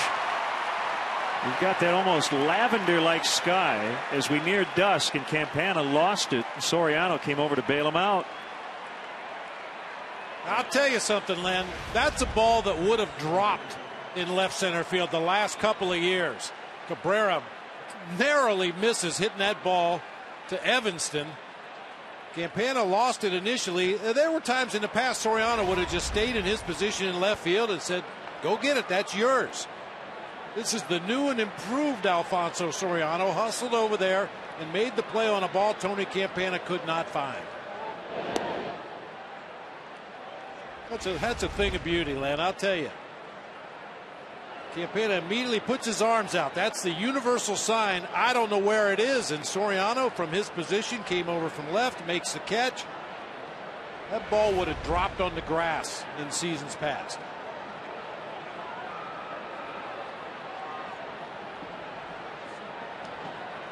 Bosch still at first, 2 outs. And the pitch to Fielder. Campana will get another opportunity on the warning track to end the inning. We move to the bottom of the 6th. Fielder just missed one. Still 1-0.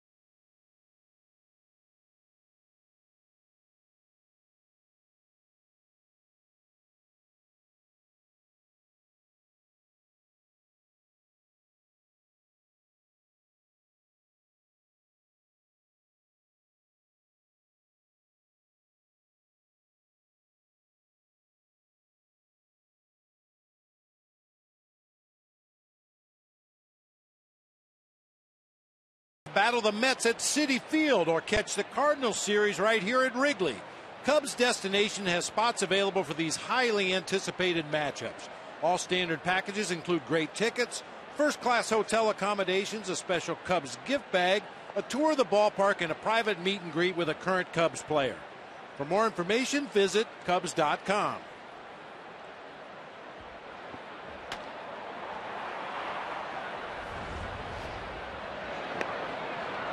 Called strike on David DeJesus, hitting 3rd tonight.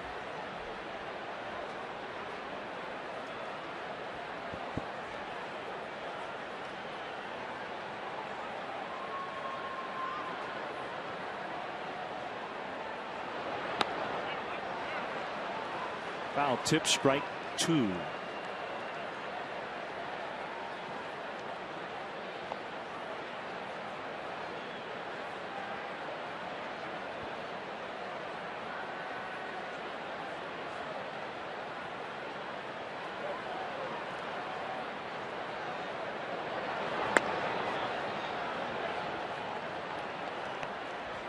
Tigers out hitting the Cubs 5-3, but that doesn't matter. Teams have combined to go 0 for 7 with runners in scoring position, but one of those outs produced the only run, Darwin Barney's ground out in the 2nd. 2-2.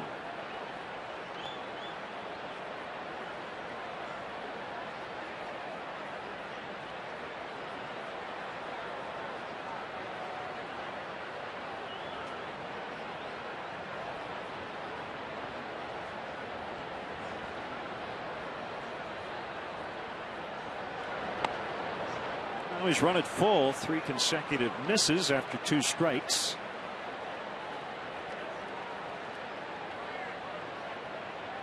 Packed house at Wrigley tonight.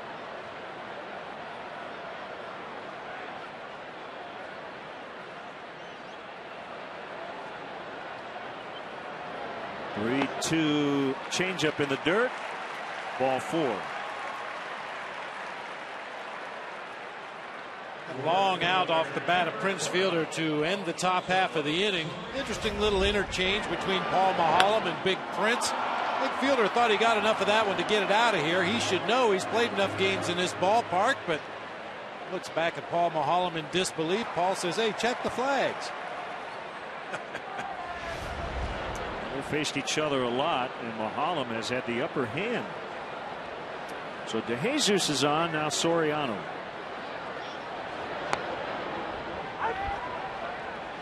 Beat her for a strike.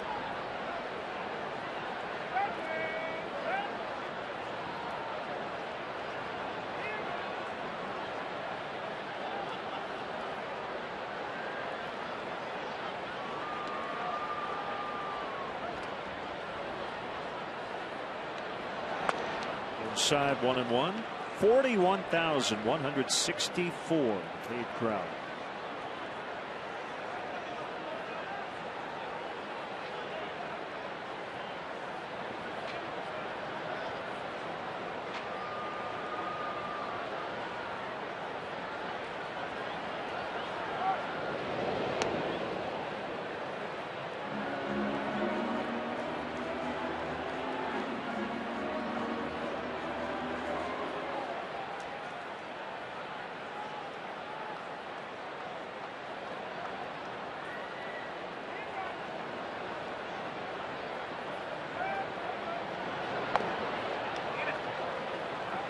And off the plate, 2-1.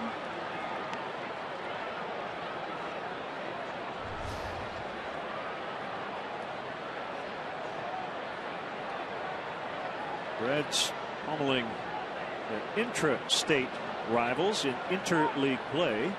7-1, leading Cleveland in the 8th. Reds blew a late lead on Sunday night against the Tigers. So they went into action tonight tied with the Pirates for first in the Central. Pirates are trailing, however, at Baltimore. Snap toss to first to Jesus back. 3-1 on Soriano.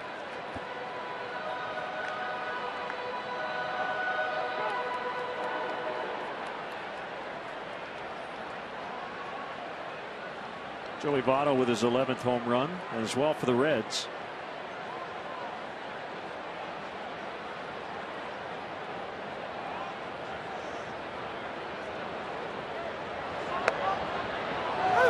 Late call by Todd Titchener. Soriano was ready to take that shin guard off.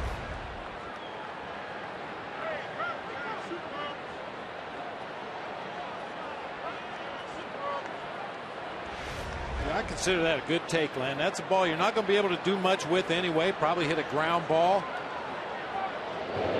The Cubs' way of hitting as we move into the future is going to be just that. Just because it's a strike doesn't mean you have to swing at it. If it's not a pitch you can do some damage with, take it and hope the pitcher makes a mistake on the next one and does give you a pitch you can drive. Jesus was leaning in that last pickoff attempt. And there he goes. And one lofted over fielder who's going to have to field the ball out in shallow right. DeJesus to third. They're at the corners. That worked out well.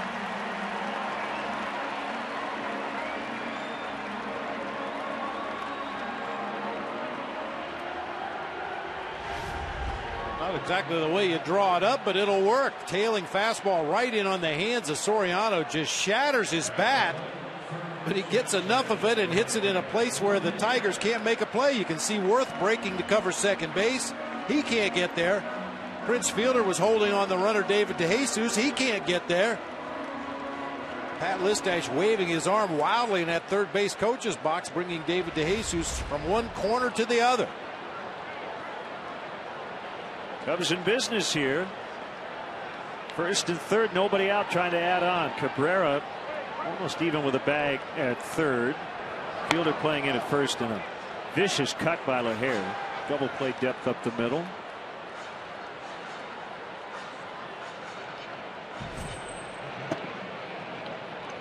Got action in the Tiger bullpen. Dwayne Bilo is the lefty. Luis Marte the righty.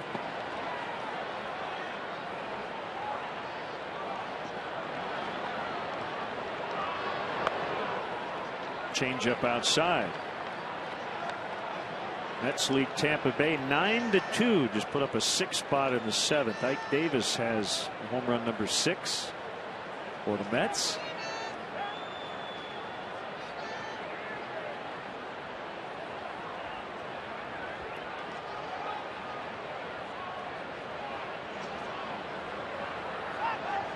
And we're going to get him. Prince Fielder with a nice play there as the tag applied on Soriano bit. You know, we make a lot of fun of that pickoff play, that fake to third, throw to first, but Max Scherzer shows why it is a good play. If you can sell it on the mound, if you can make that runner at first base believe you're going home, like Soriano believed that Scherzer was going home, it's an easy pickoff. That's a good move by the Tigers right-hander. So that's a first out of the inning, and now the Tigers will bring their infielders in. A 1-1 count on LaHair.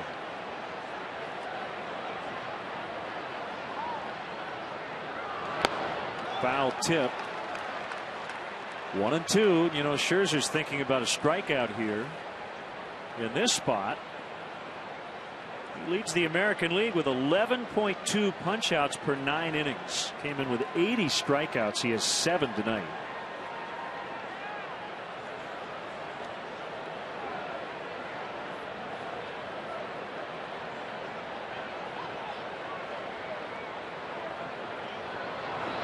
And he does get him. All of a sudden, 2 outs. And Scherzer's rushing it up there in the mid to upper 90s, but that's a fastball that Brian LaHair really handled with ease early in the season. You may remember opposing pitchers started to throw him a lot of slow breaking pitches, a lot of change ups, but that time Scherzer just reared back and overpowered Brian LaHair. Trailing only his teammate Justin Verlander in the American League. Boy, huge pickoff of Soriano, then the strikeout of LaHair. 2 outs, and it's Steve Clevenger. Yankees a 3-0 shutout winner last night, jumping into a first place tie in the East and leading again tonight. Erasing a 4-0 deficit with 6 in the 8th. 6-4 they lead the Braves. Home runs by A-Rod and Nick Swisher in that 8th inning. What looked to be a very promising inning for the Cubs has fizzled to 2 outs with a runner at third base, but it's the right runner, David DeJesus. We've seen Scherzer bounce a lot of pitches in the dirt here in the early going. Missing away that time with a changeup to Steve Clevenger to run it to 3-0. DeJesus has already shown in this game his ability to read that pitch headed for the dirt and get great jumps on the bases.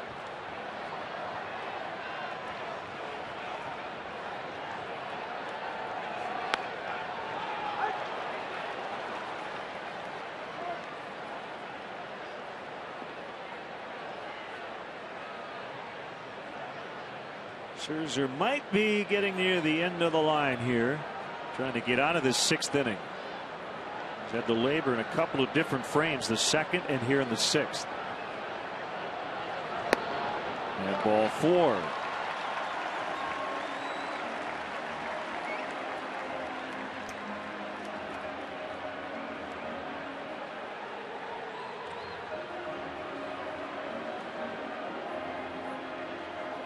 Jeff Jones heads out. Hey, Cub fans, this Thursday is Jersey Off Our Back Day here at Wrigley Field. Don't miss the action. Cubs and the Tigers at 1:20, and throughout the game, autographed game-worn jerseys will be awarded to lucky fans in random seats.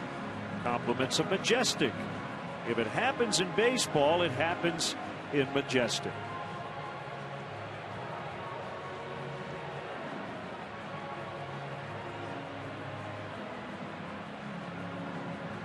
Cranking it up in the bullpen. The University of Missouri product, Max Scherzer, will get a chance to face Darwin Barney.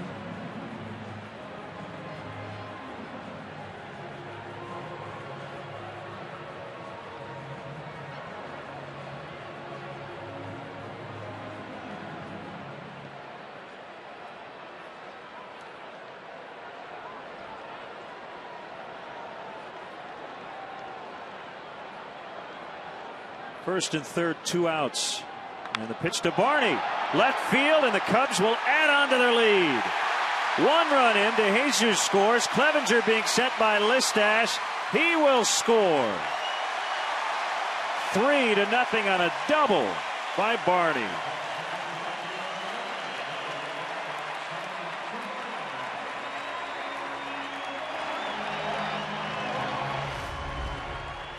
There's a phrase they have for pitchers. Sometimes they try to get too cute. We've seen Max Scherzer out there throwing 95 miles per hour fastballs right by Cubs hitters, and he gets beat on a changeup right in the middle of the plate to Darwin Barney. Almost trying to force feed his off-speed pitches into his arsenal, and the Cubs made him pay this inning. Well, and talking about approach, as the Cubs have made a change on their coaching staff, the Cubs have walked 4 times tonight. 3 of those walks have ultimately resulted in runs.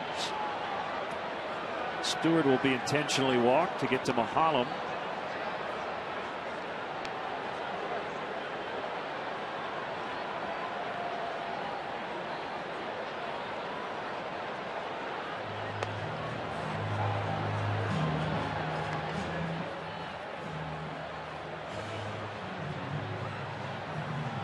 First and second.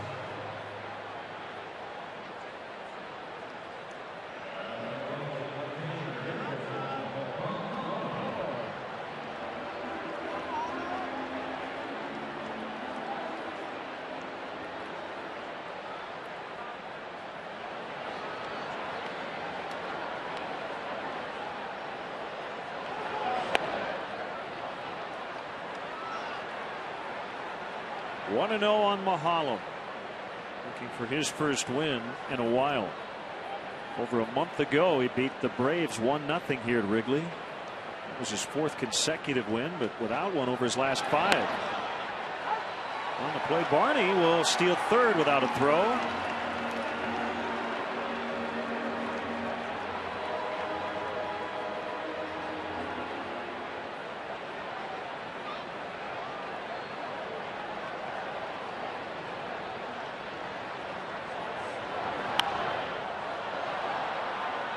One and two.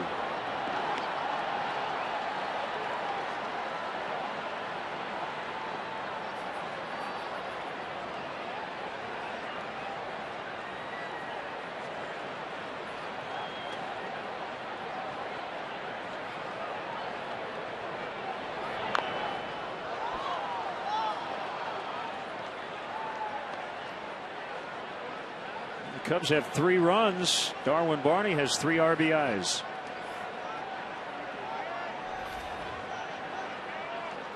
He's standing at third as you look at our AT&T Uverse multi-view. Stewart at first. Jim Leland looks on from the visiting dugout.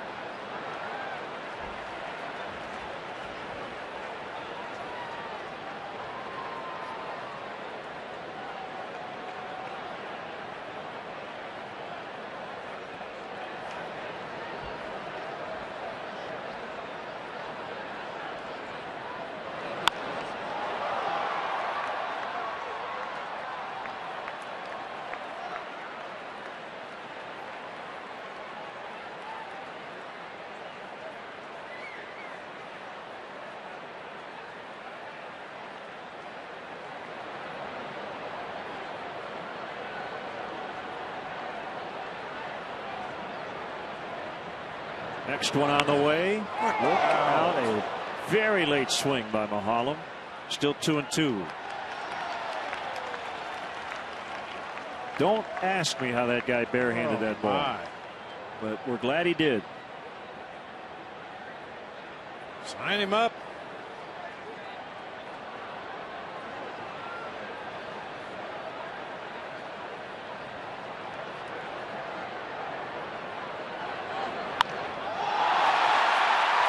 Will be 4-6 on the force at second. Worth to Peralta to end the inning, but Barney adding out with a 2-run double. 3-0 after 6.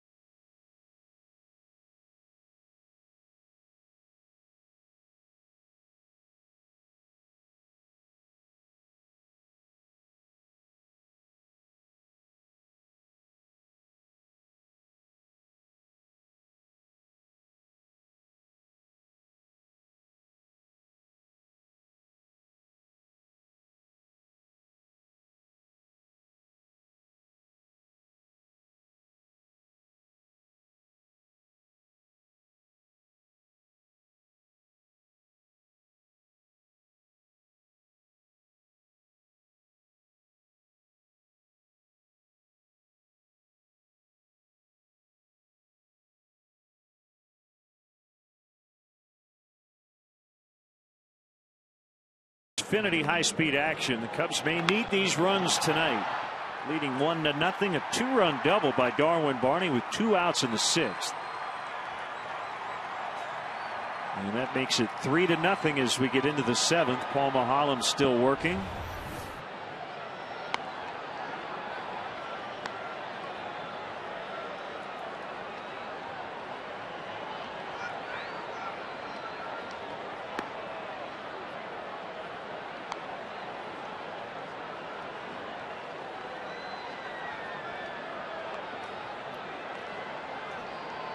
Delman Young will start it.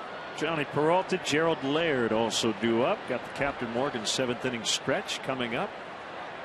After the top of the 7th, John Popper and Blues Traveler. Guess the whole band's coming in. They're going to sing the stretch. I don't know if he's going to play it on harmonica or not. There'd be a little mouth harp involved there.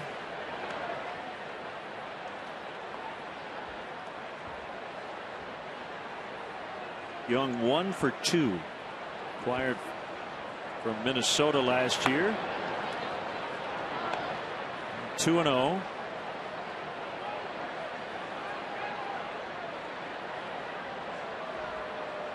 Former first overall pick of the Tampa Bay Rays in 2003. Number 1 in the draft.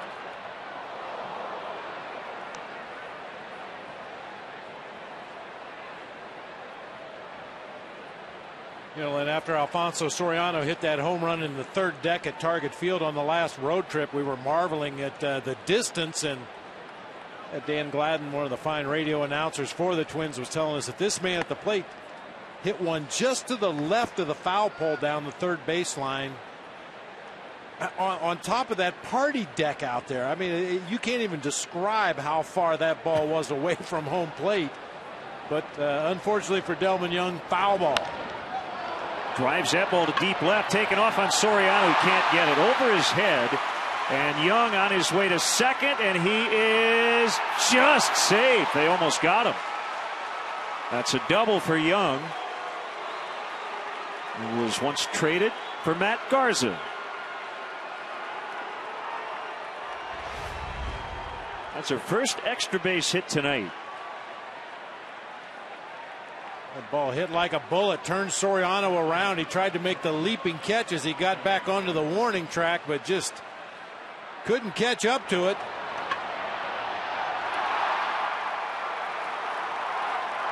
I don't know if I'd call that full speed from home to first, but it wasn't like he was standing at home plate and watching that ball. Just a nice play after the initial misplay, and Soriano hustled it back in. A quick tag at second base by Darwin Barney. Out. He's out. Yeah. Should have been out. Oh, and Young's left foot came up and caught Barney on the right forearm. And Barney was just having a little chat with Tony Randazzo, second base umpire. Horrible slide into second base. Maholm falling behind Young, and now Peralta, as Casey Coleman has just started to throw in the Cubs bullpen.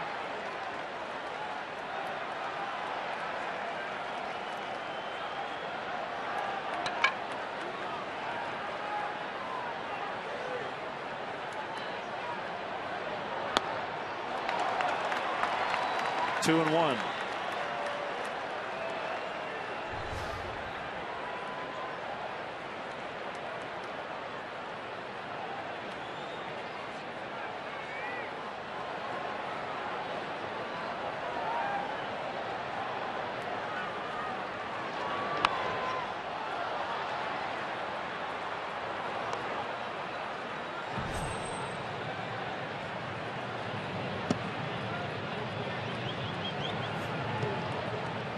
Casey's dad pitched for both Detroit and the Cubs.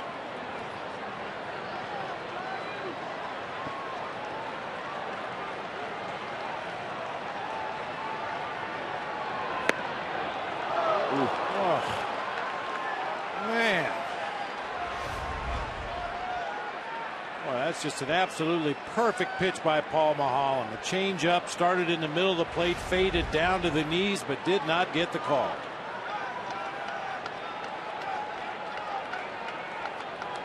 3-2 on Peralta. Here it comes. He stays alive.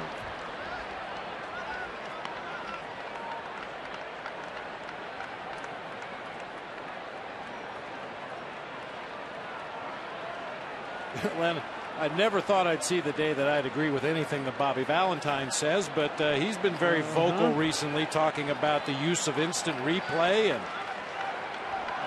these umpires are as good as they can possibly be, but they're human. They're going to miss some calls. The game's fast. The pitchers throw harder than ever before. It's tough to call balls and strikes. Why not help them out a little bit?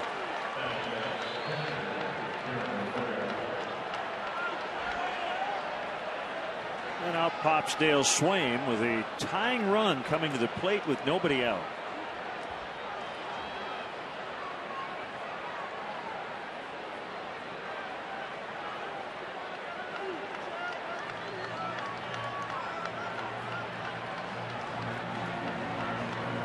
So it'll be Casey Coleman in for Mahalam, who is excellent tonight. So Honda call to the pen. He'll get a nice hand as he heads to the dugout.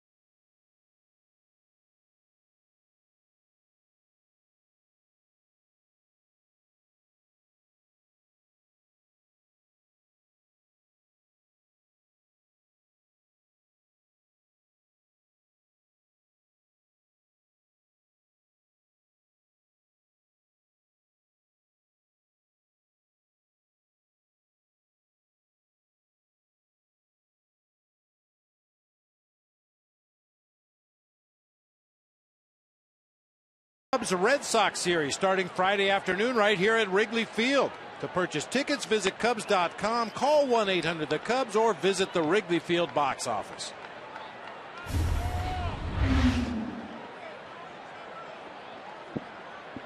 Here's Casey Coleman. The Tigers have Young at second, Peralta at first, nobody out. And the catcher Gerald Laird coming up.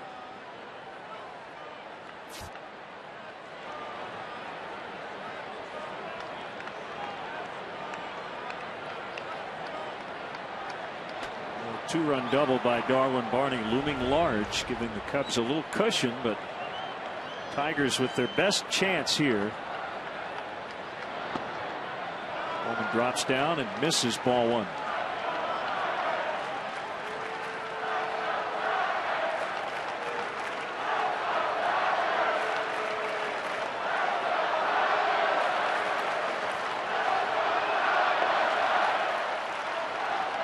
Curveball missed.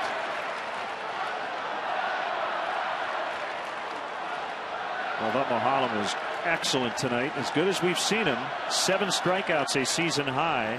A key pitch to Peralta, didn't get the call, eventually walked him. And that meant the end of the night. Fly ball to left. Soriano with the catch, 1 away.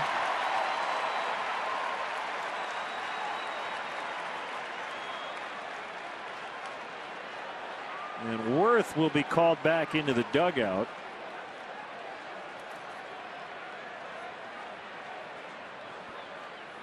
And it'll be Quentin Berry, left-handed hitting outfielder, instead.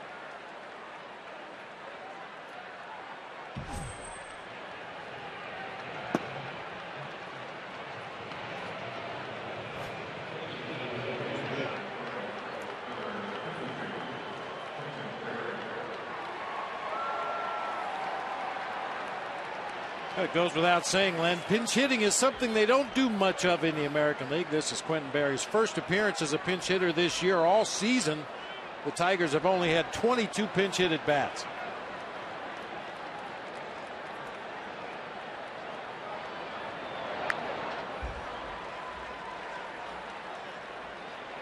Tell you, partner, if we had instant replay, the Cubs would be hitting right now.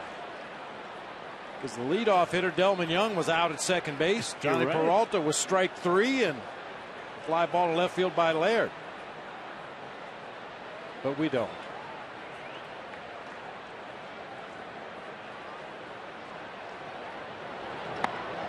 Inside, Barry turned away at the last second. Almost hit him.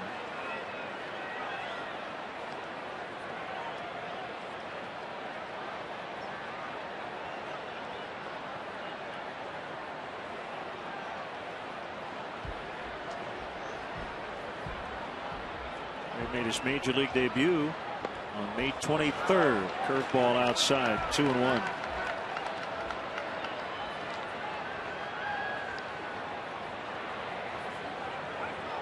Easy trip. He was brought up from AAA Toledo, made his debut in Cleveland.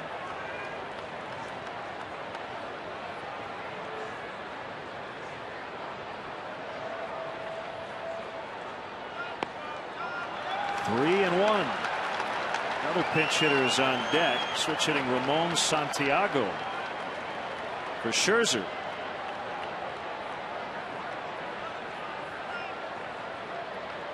Barry had 19 stolen bases in 39 games at AAA Toledo, so you know he can get down that line. It'll be tough to turn 2. And they are loaded up.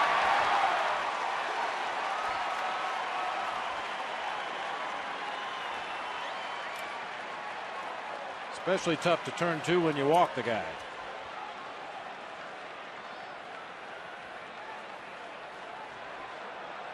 So for the first time in this game, the Tigers have a runner at third. There's Bosio on the phone. And there will be further action in the Cubs bullpen here in a second, and it will be left-hander James Russell.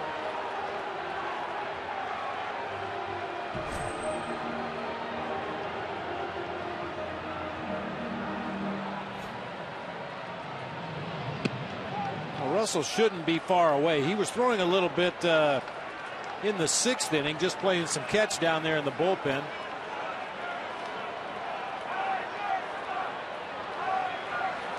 Three on, 1 out. Ball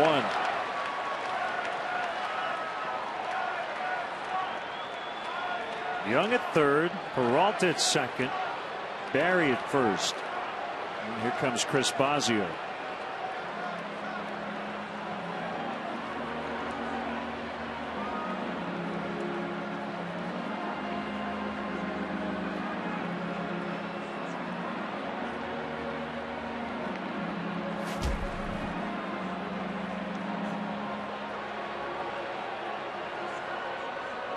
Casey Coleman, I'm sure being told by Chris Bosio, "I've had a hard ground ball at Starlin Castro. Let's get out of this thing."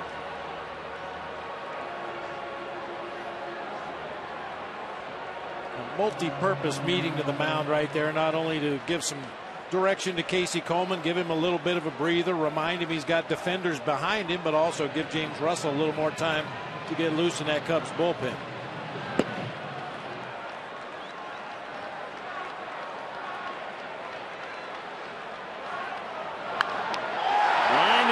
It's going to get down. Tigers will get 1. Bases remain loaded. Young is in. 3-1.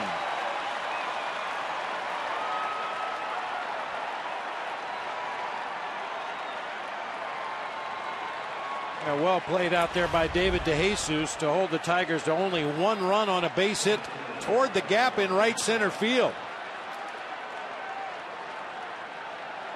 Johnny Peralta froze momentarily at second base as that ball dropped in right center field. David got it back in so quickly. Gene Lamont had no choice but to hold the runner at third base. is Peralta. Austin Jackson base hit. Peralta in. Barry will score, and we're tied at 3-3.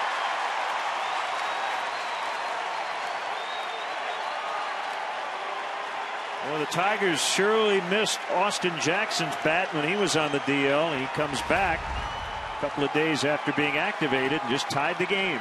A hanging breaking ball slider that just spun up there on the inner part of the plate for Austin Jackson, and he did not miss it. Boy, that time Barry with a great jump off of second base. We talked about his speed earlier, and he scores without a play at home plate to tie it up. That'll be it for Casey Coleman. You've got Brennan Bosch coming up, so it'll be Russell against the left-handed hitting Bosch when we come back. The Honda call to the pin. It's 3-3.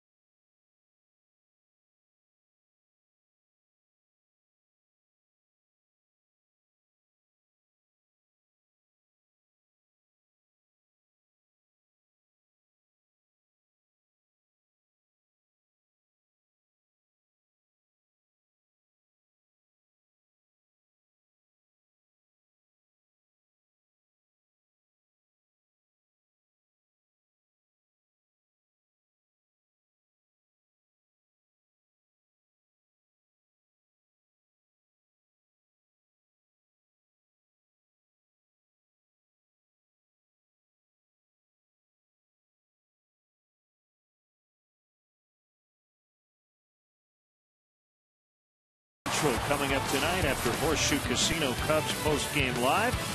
Highlights and post-game react from the Cubs and Tigers, and we'll head to Hallis Hall for Bears minicamp. Join Pat and Mark for GMC Sportsnet Central tonight after post-game live only on Comcast Sportsnet, fans' best friend. Third pitcher of the inning for the Cubs, lefty James Russell, with Santiago at second, Jackson at first. 3 runs in to tie it up. Russell in to face the left-handed hitting Brennan Bosch, excuse me. He's a .270 hitter against left-handed pitching, only .228 against righties, although all of his home runs have come against right-handed pitching.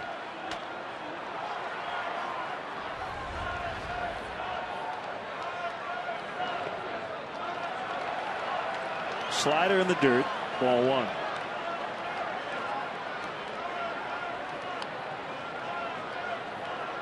So it'll be another winless start for Paul Maholm. 6 in a row, but again, deserved a better fate tonight. Charged with 2 runs and 6+.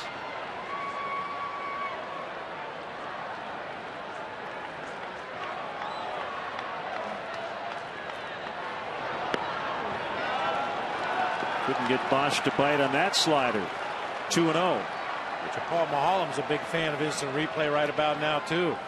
Should have been back in the dugout, 3 up, 3 down.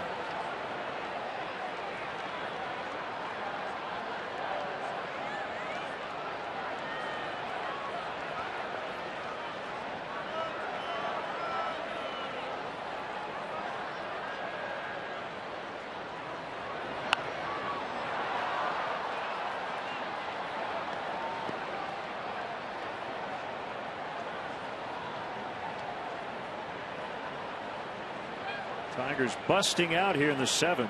They've used their only 2 walks.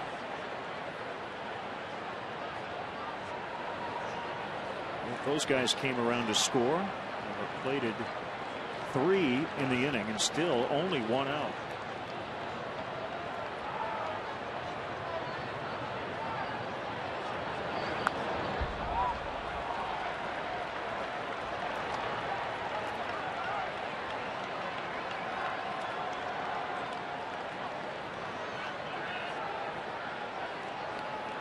Tigers will go into their bullpen in the bottom of the 7th. Scherzer out for a pinch hitter. As Santiago singled home their first run.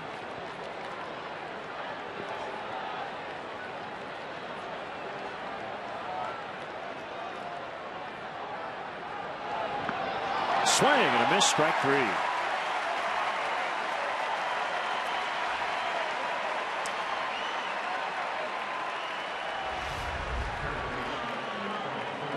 Slider from James Russell that time. That's the very definition of leading a guy out of the strike zone. That slider looked like a strike on the outer third of the plate, ended up in the dirt low and away.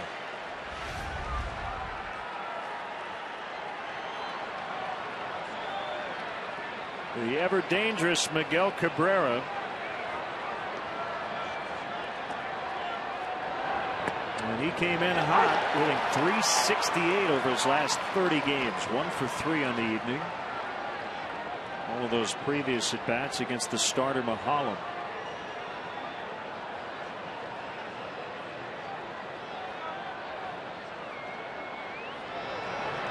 Oh, 1 now 0-2.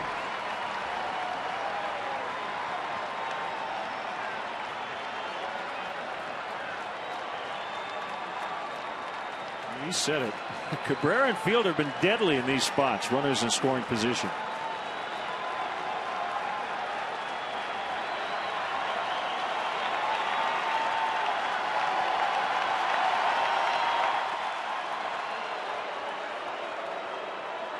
Like Steve Clevenger wanted to go that up the ladder fastball, that four-seamer up above the top of the strike zone.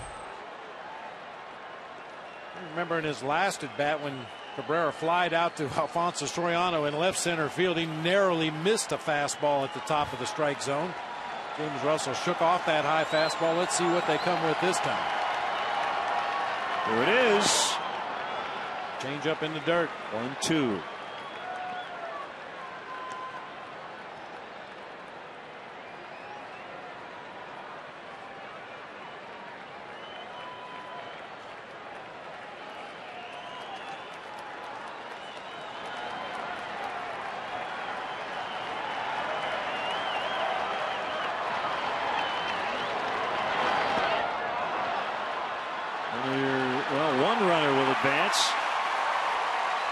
Santiago on a wild pitch.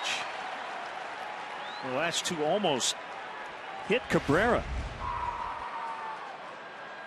The back foot slider. Clevenger does a nice job of blocking that pitch in the dirt. As he comes out of the chute, he immediately checked the runner at first. He knew Santiago had a big enough jump. He wasn't going to have a play on the runner going from second to third, so he immediately checked the runner at first and was able to hold Austin Jackson there. Meanwhile, 2-2 on Cabrera.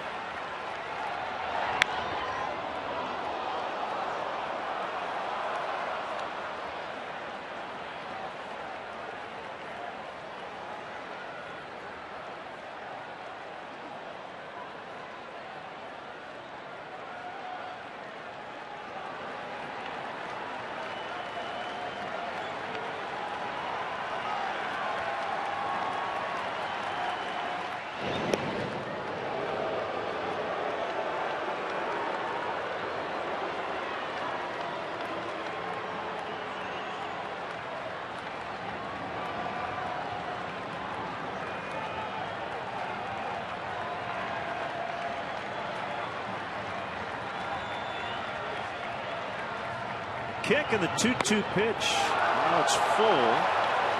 3-2.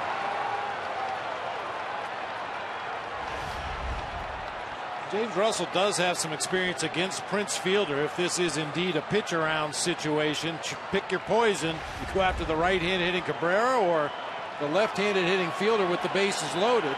Fielder 1 for 6 lifetime with a couple of strikeouts against James Russell. Jackson goes from first, ground ball to third. Ian Stewart dirt. LaHare digs it out. Blues traveler with our 7th inning stretch. To the ball game, Blues rock band, Blues Traveler. All right, fans, let me hear ya. A 1, a 2, a 3. Take me out to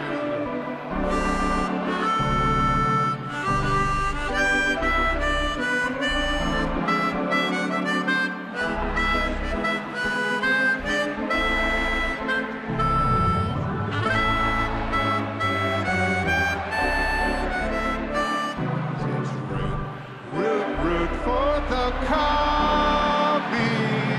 If they don't win, it's a shame.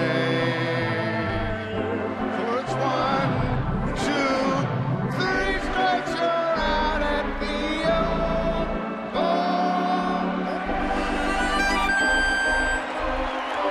yeah, let's get some more of the runs.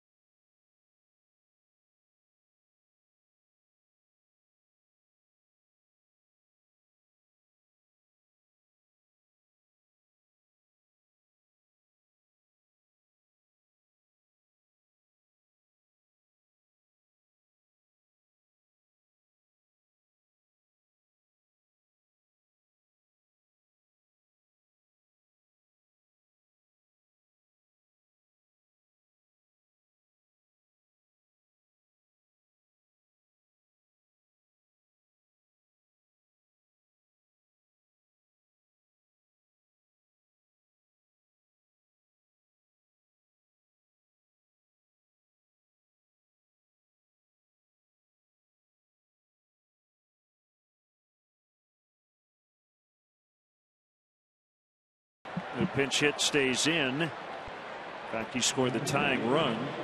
Ramon Santiago stays into play second. And left-hander Phil Koch is now on the mound. 3-3 the score. Tie ball game here in the 7th. And great to have with us John Popper, who added a little twist to Take Me Out to the Ball Game. You got your blues harp with you. Yes, you sir. sang part of it, played part of it. Nicely done, sir. Oh, it was an honor to do it. Let's get this closer there. Oh, thank you. You gotta get that microphone. Oh, yeah, right we're landing there. aircraft here. This is kind of fun. But, yeah, it was really fun to get to do it. Actually, the fun part was throwing the first pitch because, you know, I did not want to tank it. I didn't want to do a Baba Booey and, you know, ground Right. that thing out. Campana really close to the plate, and that ball hit his bat for a foul ball. A scary thing was, you know, the Cubs were well ahead right before we did the Take Me Out to the Ball Game. And then it's all tied up, which is certainly fun and scary when it's an impending mound. But there's a lot of Tigers fans here, too, which is kind of surprising coming here. Yeah, you've got the dueling fans with the different chants. Let's go. This really is sort of a Midwest version of the Yankees-Red Sox kind of thing going on here. Yeah. You know, we have a lot of that, back east where I'm from. And, you know, basically we try to just crap all over the Red Sox whenever we can. Right. But I'm really a Mets fan, which makes me de facto Yankee fan. Gotcha. Well, how about Johan Santana with the first no-hitter in Mets history? That was awesome. 50 years in. I know. It's about time. I've been waiting for them to do that. I was really writing them letters every day saying, you know, what about this? But, yeah, it was a beautiful thing to see. So 25 years and running, Blues Traveler. Isn't that strange? You get to 25 years and you got a new record coming No, out? I really thought we would have died in a bus crash about 10 years in. No. But no, we survived. Apparently we had good bus drivers. It's been very fun, and we got a new album out. Oh, look at that. One got under the glove of fielder in Campana. Leadoff man is aboard. There we go. See how they score that. We need to get some more of the runs. We need to get a whole bunch of the runs. That's one way to put it. Yes, yes. I think they're giving Campana a hit. It is a single. Wow. Okay. Base hit. So Castro up. Runner at first, nobody out here in the 7th. Oh, that's where we like it. So you have the new album coming out when? Soon? Actually, June 26th. Okay. Susie Cracks the Whip. And it was fun hearing that announced over the loudspeaker, too, for the first time. Sounds nice and kinky. But, yeah, it's, I think, the best thing we've done in a while. And 25 years, it really just, it's moving. It actually makes you feel really good when people love what you do and have been loving it for long enough that you get to get away with doing it for this long. It's all like these guys who get to play ball professionally. You know, when it's a thing you do as a kid and you get to keep doing it. We get to keep making noise. It's really fun. Well, the old adage is every rock star wants to be a baseball player, and every baseball player wants to be a rock star. So it really I thought it's everyone well. wants to be a porn star or a Hollywood actor. Because, like, what's the difference? I don't know. I hear you. Yeah. Or if you have enough money, then you can be all of these things. I don't know. 1-0 to Castro. So you play an interesting instrument, the harp, or as it's more commonly known, the harmonica. It's something everybody can play, but very few people can play it well. It's an instrument of easy gratification and low expectation. And so all you got to do is just be very, you know, nitpicky about it, and you can really do a lot with it. But nobody, you know, Bob Dylan showed a whole generation just breathe in and out. We'll get something passable. And, you know, I think, you know, a lot of people have taken that really to as far as I'd like them to. But, you know, I just tried to rip off saxophone players and guitar players, and then it was like a ready-made gimmick.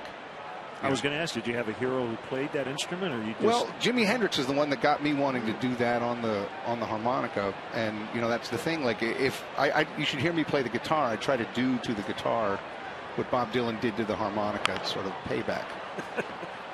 And, you know, people let me. You know, I have an actual guitar player in my band, so that helps, and then I get a capo. But, you know, I really do love Little Walter and Paul Butterfield. And, you know, there's a bunch of great harp players out there. But I say listen to sax players, listen to harmonica players, listen to anybody that you like, and just try and play that no matter what instrument you're playing.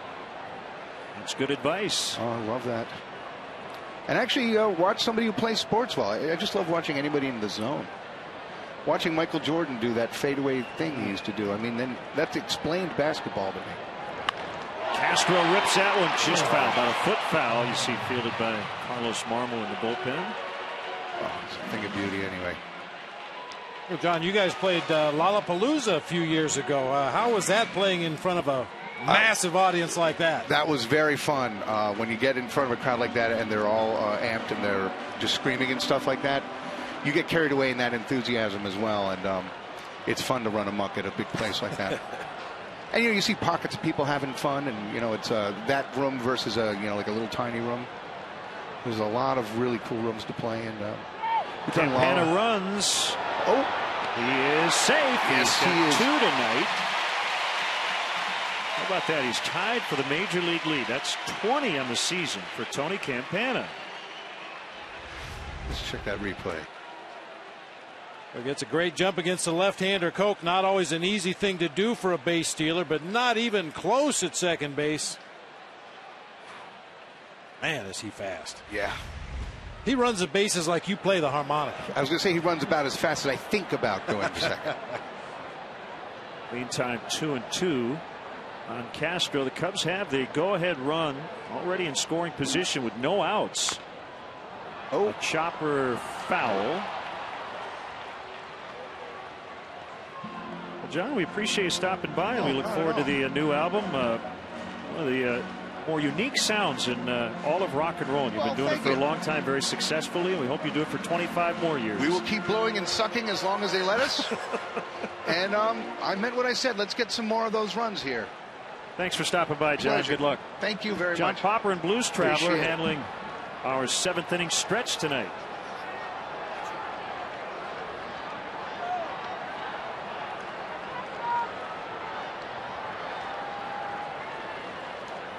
Here comes another 2-2, and he got him. One away. Big strikeout for Phil Koch.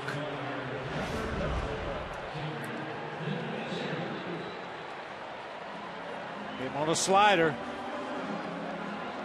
Just enough off speed to get Castro out in front. You could see Starlin make adjustments throughout that at bat. opening up the front side just a little bit quicker, maybe a little bit too quick on that one. He pulled foul down into the Cubs bullpen, but Gerald Laird, the catcher, Phil Koch, the pitcher, saw that adjustment by Castro and decided to throw an off-speed pitch away and got him out in front that time. Jeff Jones out to chat with Phil Koch.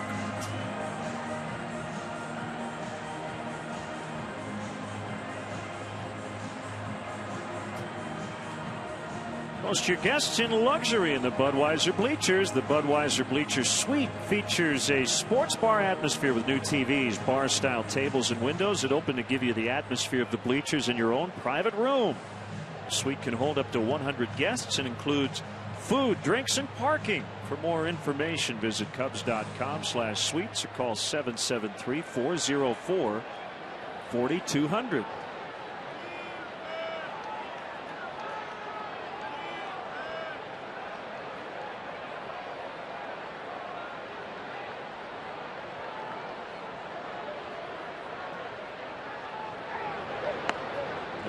First pitch slider for a strike to DeJesus. That was interesting. Yes, it was. Now you gotta like irreverent rock stars. They're just having fun. I was glad he pulled out the harp though, doing "Take Me Out to the Ball Game." That was pretty neat.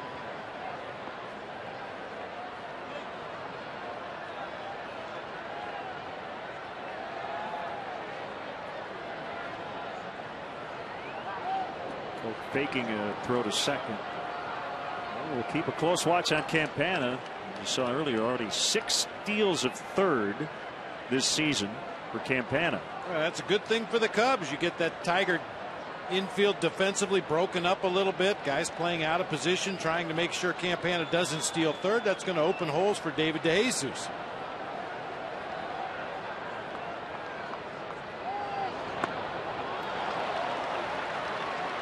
Oh, 2 now to David.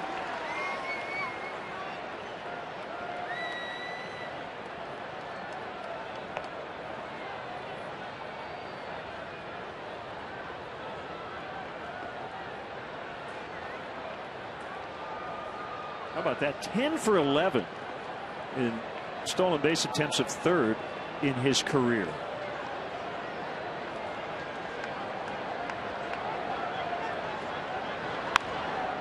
I believe the one time he was caught was this year.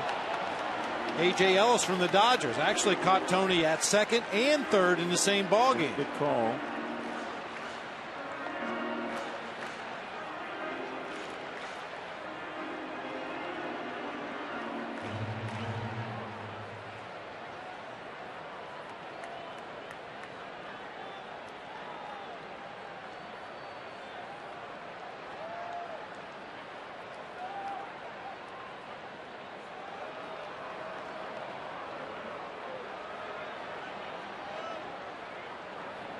As we get deeper into this game, Jose Valverde, the Tiger closer, was perfect in save chances last year. Got off to a very slow start this year, however made a mechanical tweak and has been really good here lately. You don't want to get into the ninth trailing having to face him. Jesus held up 1-2.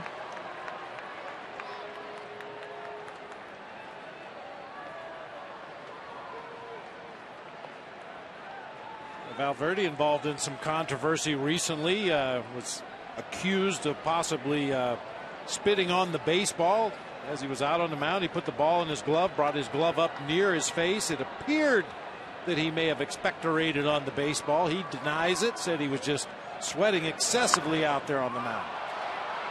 That was in Cincinnati over the weekend. Cabrera makes a catch in foul territory, 2 down.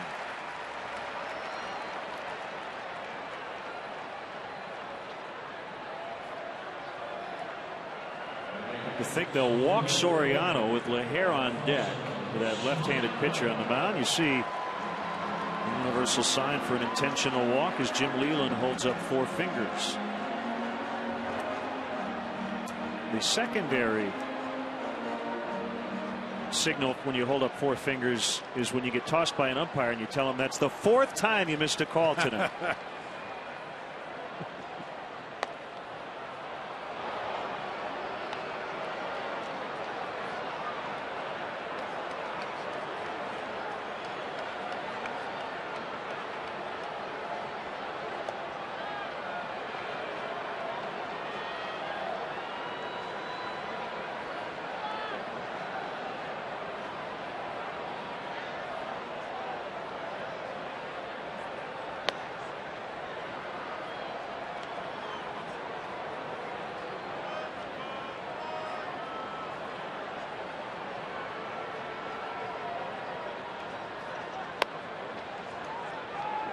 Here's ball 4.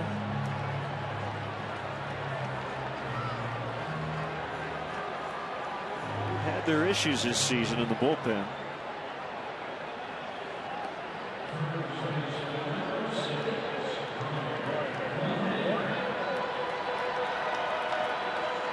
So we'll see what LaHair can do here against the lefty Koch.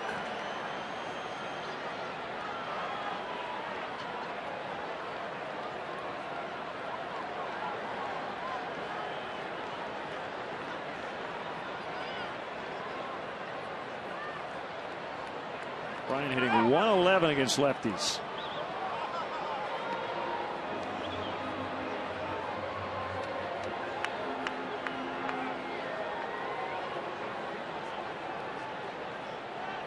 There were a lot of people last week wondering why he wasn't in the lineup every day, but that's why. It's been a real struggle for him against southpaws. Campana goes to third. As LaHair swings and misses, that ball popped out of Laird's mitt. 21 steals on the year, 3 tonight for Campana. With the left-handed hitting Brian LaHair at the plate, Cabrera playing well off the line and deep over there at third base, and I don't know if he could have beaten Tony to the bag from where he was positioned.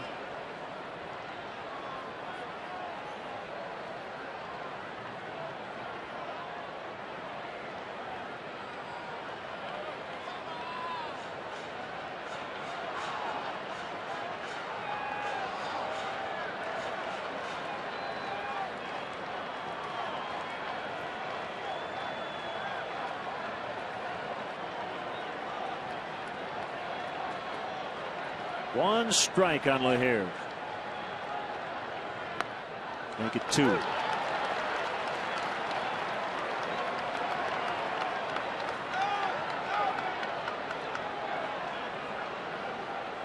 Wow, when this guy tries to lose weight, would he be a Diet Coke? I would imagine so. Yeah, that makes sense.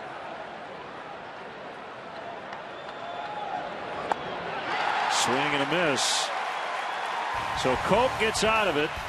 Cubs had a runner at second with nobody out and could not get that go-ahead run in.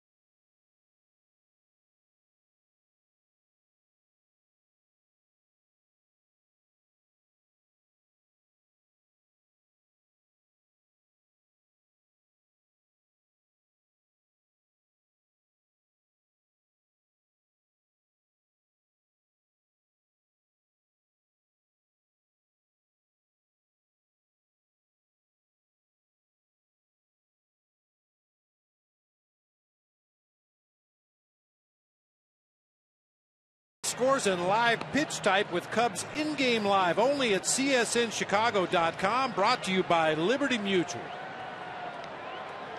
Prior to tonight's game, Edward Jones Representative Brad Verber presented the Edward Jones Player of the Month Award to Sean Camp for his outstanding play in the month of May. Edward Jones making sense of investing. And Sean Camp has made a little sense down in that Cubs bullpen. It's been kind of a confusing situation, especially at the tail end of close ball games for the Cubs, but Sean Camp has provided a lot of stability down there, and hopefully will be in this ball game to save one later on. James Russell will continue here against Prince Fielder. Pitch a slider just off the plate, low and away for ball 1. Cubs had a 3-0 lead into the 7th, but the Tigers tied it up. 2 of those runs charged to the starter Mahalo. A fielder was going to run that ball down and hit it again. He was so angry.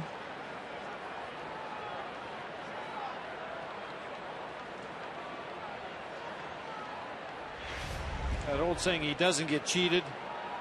Well, that goes for Prince Fielder. Man, he mad at himself, thought he had a pitch he should have done more with there, only able to foul it back.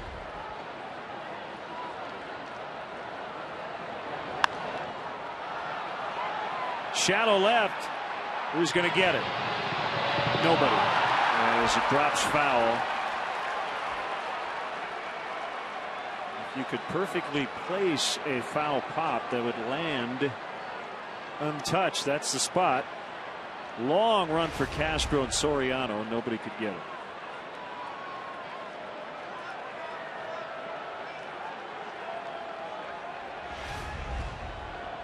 Problem there, Bob, is nobody's calling for it because nobody's quite sure if they can get it, and then you're trying to avoid a collision. And that's a play that you practice a lot, going all the way back to the beginning of spring training. Pop-up priority drills. Oh, there you go. That's strike 3 to get Fielder.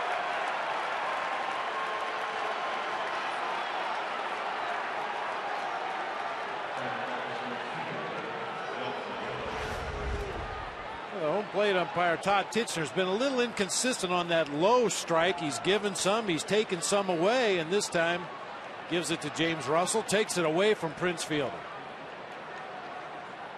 Not a strike. You clearly read his lips there. Carlos Marmol will come in with some righties due up for the Tigers. It's a Honda call to the pen. 3-3 in the 8th.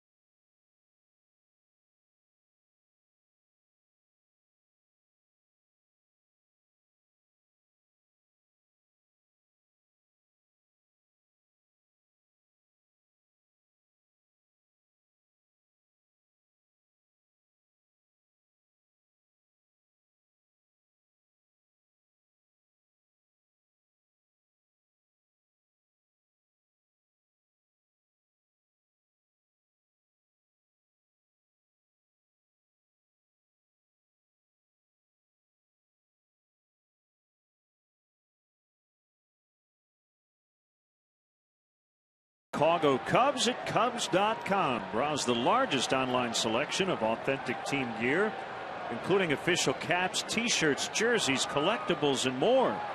Get your team gear straight from the source. Shop the Cubs.com shop.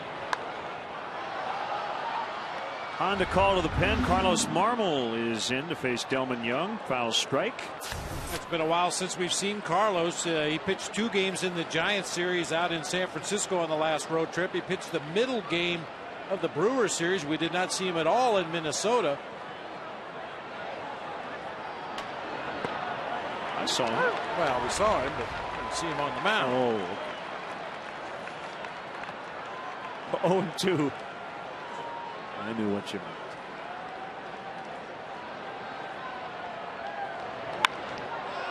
Lined to Castro.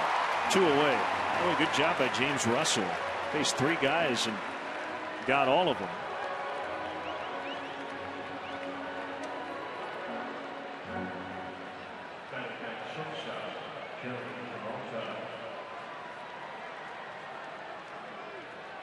Well, right now, Normal is a former Cubs closer. The injured Yankee closer, Mariano Rivera, had knee surgery today. All-time saves leader, had a torn right ACL and also meniscus damage.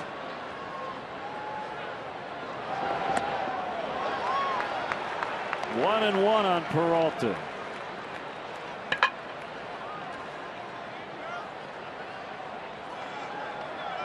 Well, Girardi says he's expecting to see Mariano Rivera pitch next year.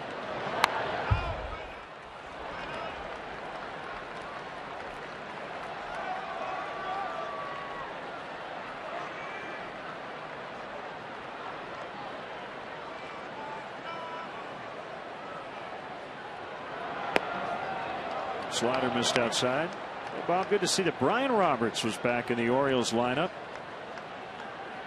Missed 13 months after a concussion. No play for LaHare.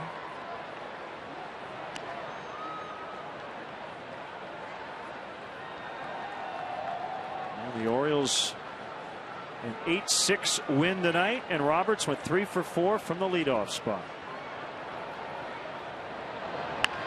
They beat the Pirates.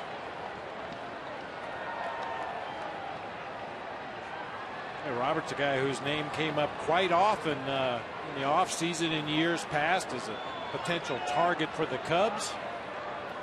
Continues to play for the Orioles. Good to see him back. High deep drive out into right center to Jesus, tracking, and he gets it on the warning track to end the inning. Getting late, we go to the bottom of the 8th.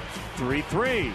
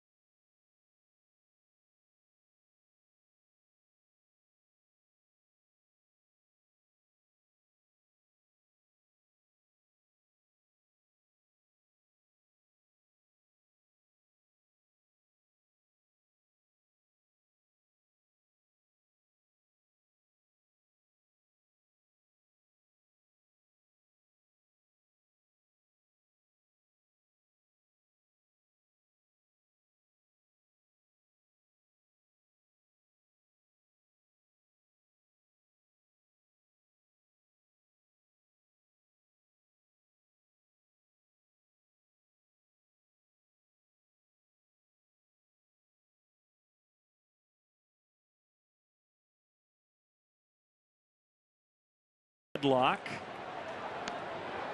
Phil Koch is still in there.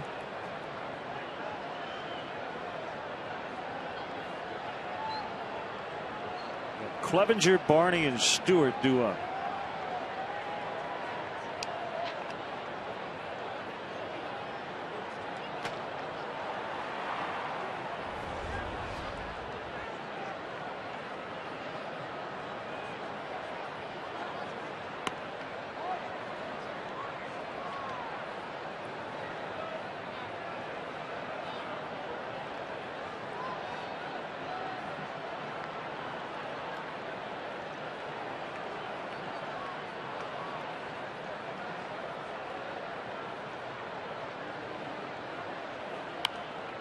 Found back by Clevenger. I'll tell you, Len, those bench players, they know where you're at in the lineup. They know where the left-handed hitters are with a left-handed pitcher on the mound. Reed Johnson has his batting gloves on. He's ready.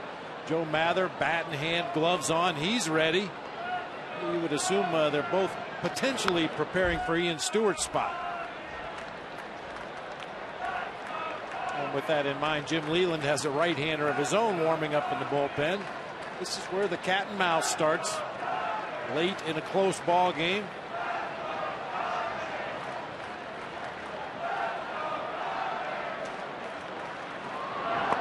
Got him. Good breaking ball. Coke with his third strikeout.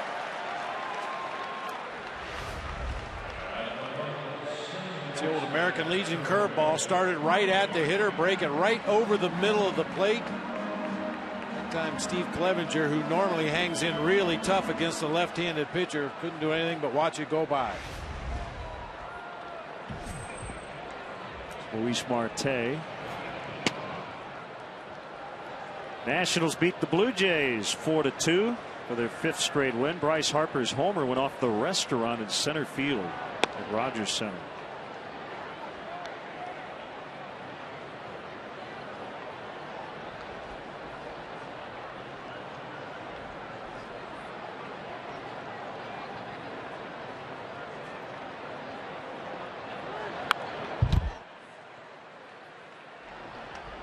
Big night for Barney.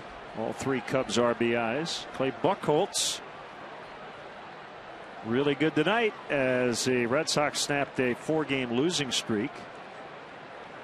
He had a season best 9 strikeouts in 7 innings. 2-1 the final. He beat Mark Burley.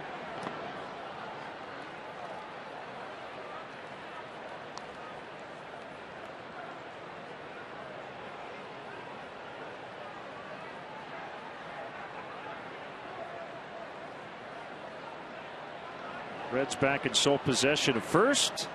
7-1 the win over Cleveland.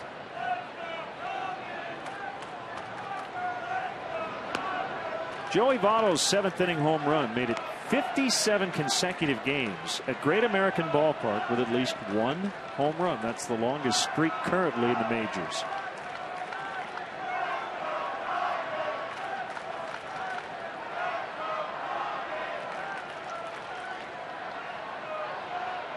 Three and 1 now to Barney. Here it is. Outside, ball 4.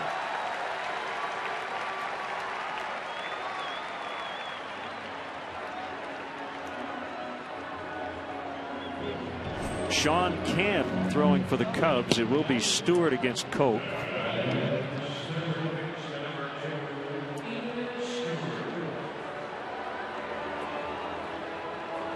Mets beat Tampa Bay 11-2.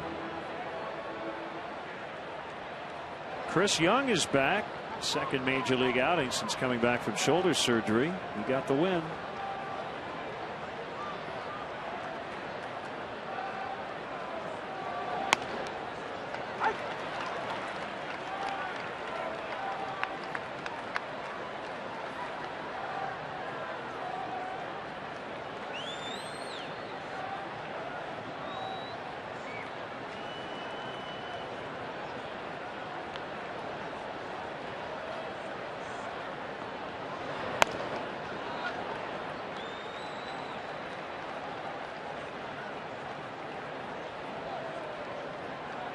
Reed Johnson in the pitcher's spot on deck.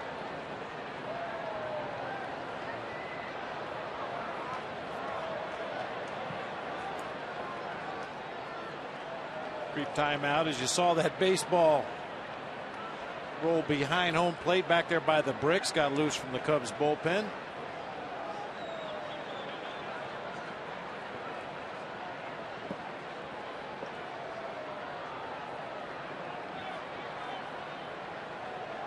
Coke has a sign from Laird.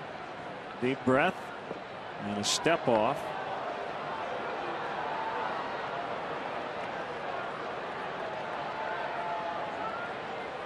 The home run for A-Rod tonight in Atlanta was his 23rd career grand slam. That ties the all-time record. Lou Gehrig the holder of that mark. 6-4, the Yankees came back and beat the Braves.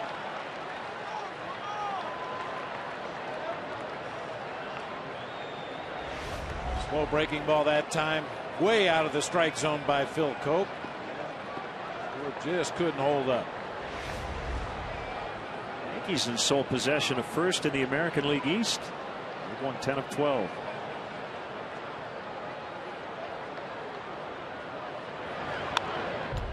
And on the hands and fought off.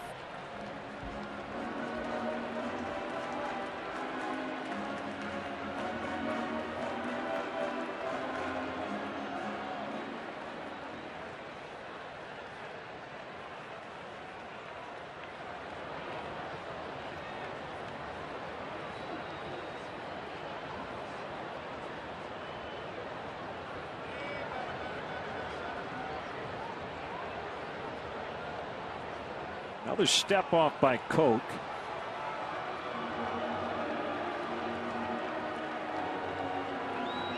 He's obviously concerned with Darwin Barney over there at first base, but doesn't have a great pickoff move enough to make him shorten up on his lead. He's done that step off move a couple of times.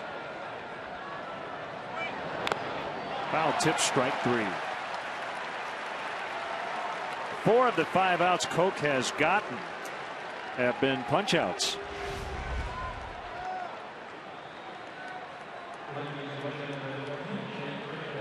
Three of the 4 have been the left-handed hitters. Here's Reed Johnson in a pinch hit role. He has really thrived off the bench this season.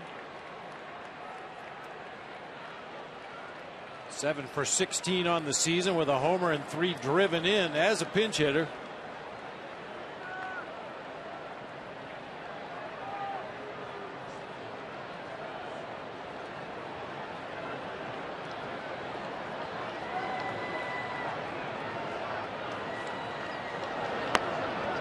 On the outside corner. Phil Koch, born in Sonora, California. Of the 25 men on their active roster, the Tigers have 6 guys who were born in California.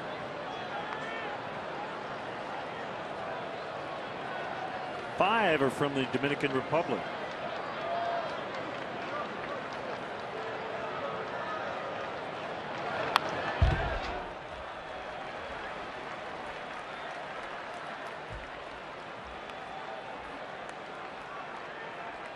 And 1 born in Wheaton, Illinois. There you go. Luke Pekonen, right-handed reliever, just brought up with Octavio Dotel going on the disabled list. Casey Crosby, starter, born in Canelan, Illinois. A couple of Illinois natives on this Tiger roster. 1 and 2.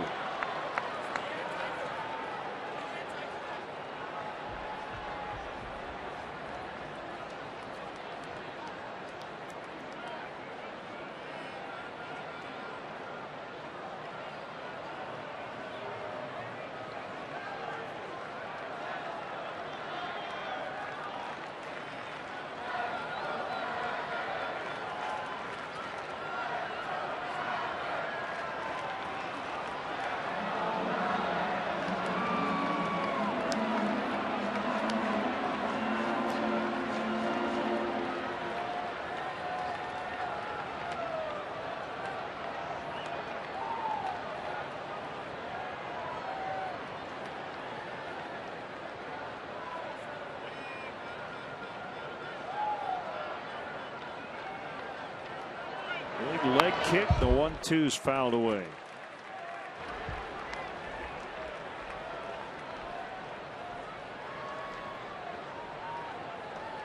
As a pinch hitter, Johnson 7 for 16 with a home run.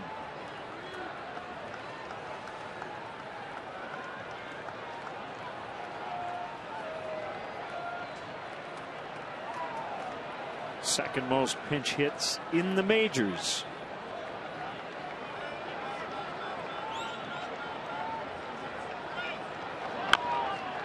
A chopper, and Koch will let it go. Cabrera doesn't have a play. Infield hit. Reed Johnson.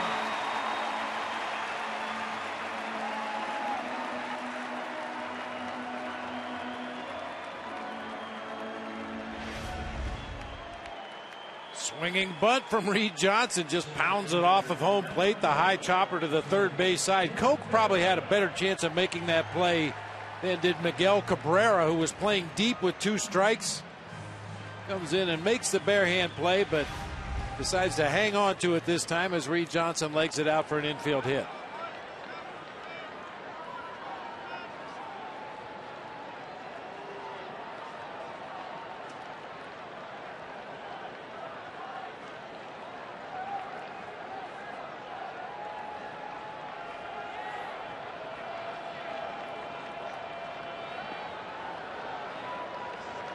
Campana with 2 on and 2 down, the called strike.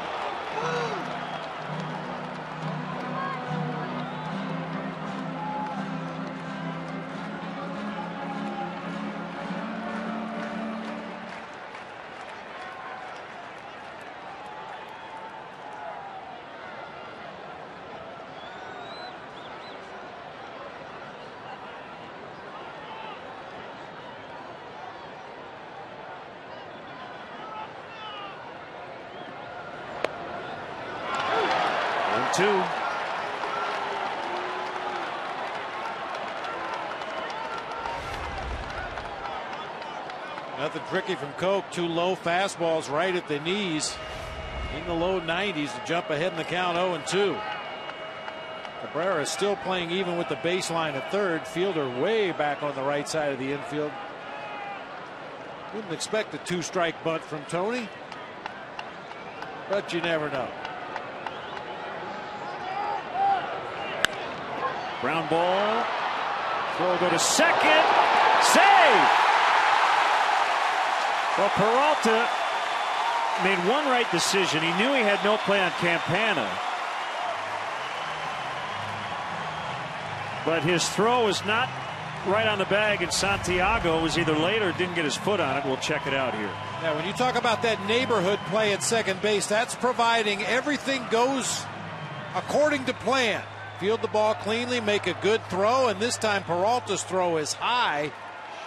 It looked like he was off the bag. We'll get another look at it on our replay here.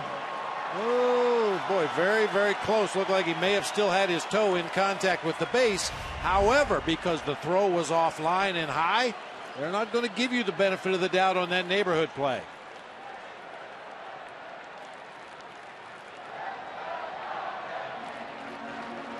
Leland, well, the base is loaded, chatting with Koch.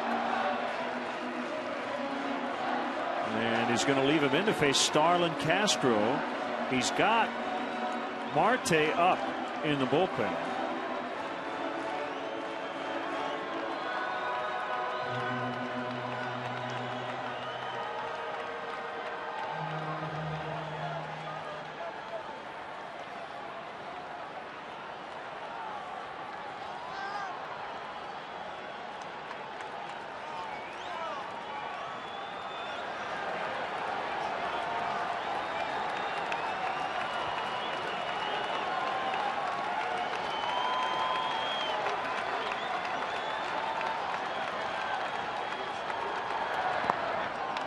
The dirt ball 1.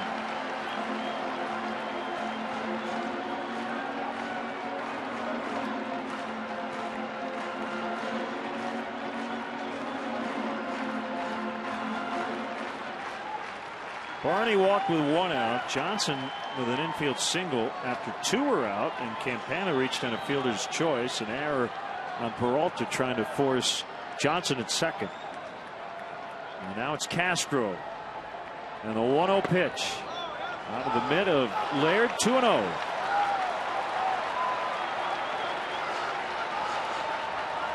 Pressure's all on the pitcher here with the bases loaded and a 2-0 count. Yeah, Gerald Laird didn't do his pitcher any favors right here. It looked like a pretty good pitch on the outside corner. Just rattles around that catcher's mid and drops over in the left-handed batter's box.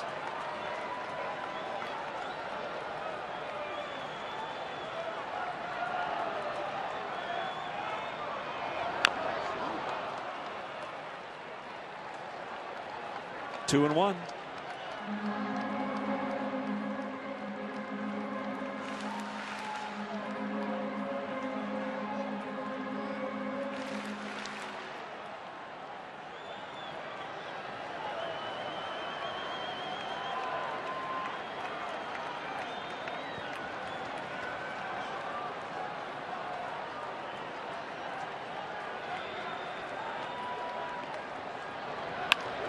Ground ball to short. There's Peralta going to go first. Stretch by Fielder. Safe. Cubs lead. Peralta with 2 chances in this inning. Errors both times. And the inning is still alive, and the Cubs lead 4-3.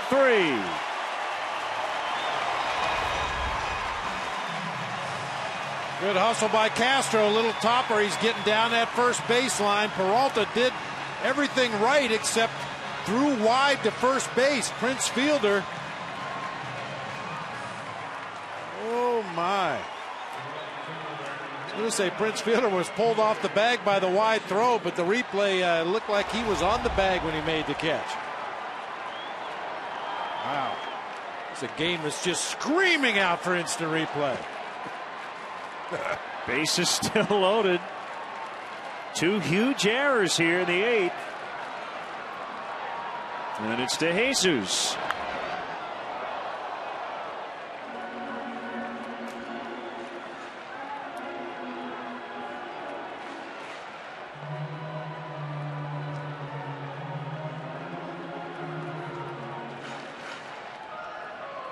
That's why you run them all out. Once again, Peralta realizing he had no play at second base on Tony Campana.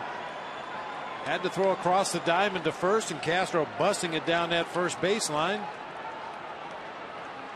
Was able to beat it. Chop to Fielder. This will end the inning. But the Cubs get an unearned run, which will take us to the 9th. 3 outs to go. They lead 4-3. Sean Camp coming on for the save chance.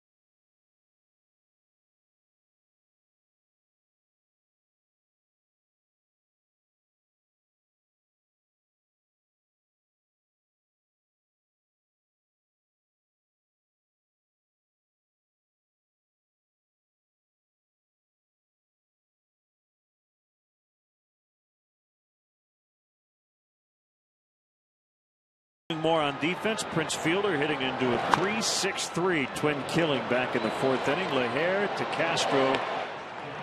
Back to LaHare. Prince Fielder involved in at this point the biggest play of the night, trying to keep his foot on the base,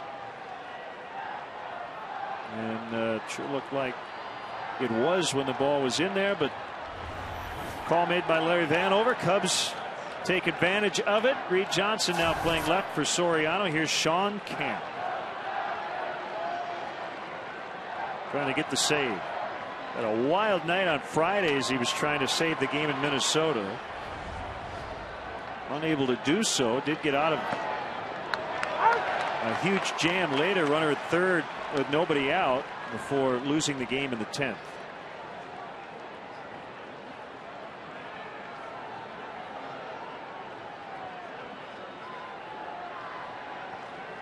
One strike on Gerald Laird. Sliders high.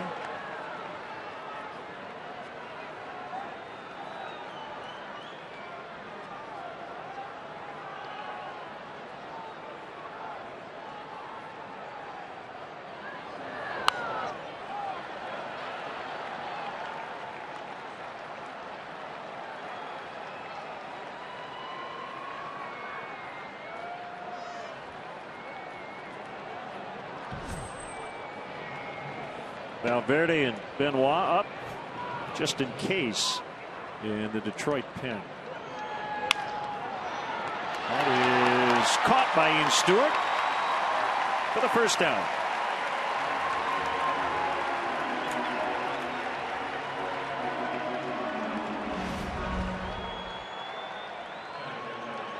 Flat slider in the middle of the plate. That's one instance where not guarding that line late in a ball game gave the Cubs an out. Had Ian Stewart been positioned where a lot of third basemen are in the bottom, or rather the top of the ninth of a one-run game, that gets through into left field for a base hit. Barry off the bench with a walk in the game-tying run in the seventh. Takes a strike. We want to thank our good fans, our Twitter friends out there, for reminding me Caneland is not a town, it's a high school. Casey Crosby was born in Maple Park, out in the western suburbs, and went to Caneland High. I'll get that right.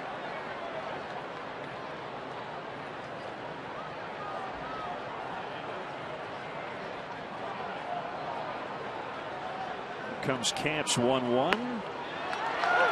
Strike two.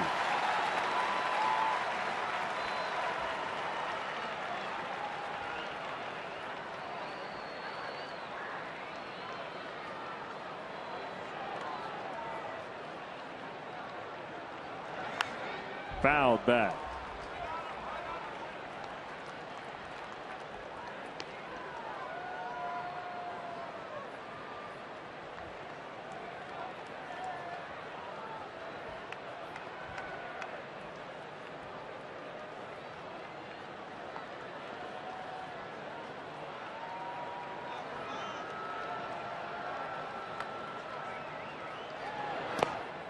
In the dirt.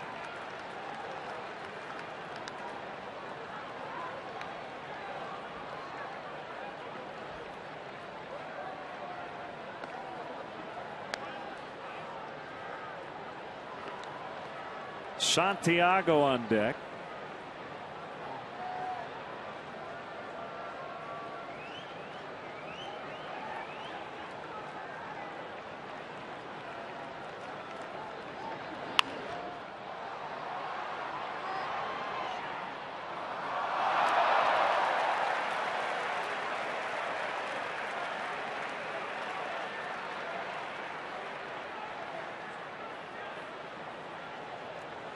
Good battle here. This is a good guy to keep off base. I mentioned earlier, good speed, stole 19 bases at AAA level in fewer than 40 games. Want him to reach. Full count, 3-2.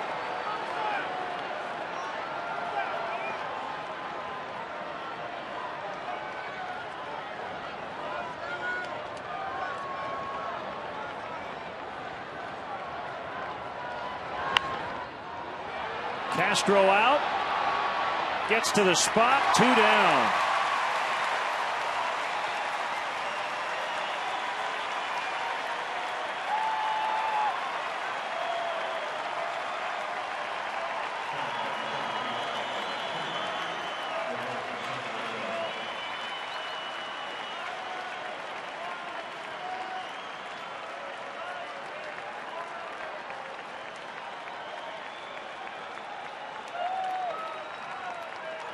This would be Camp's first save as a Cub. It would be the 11th of his career.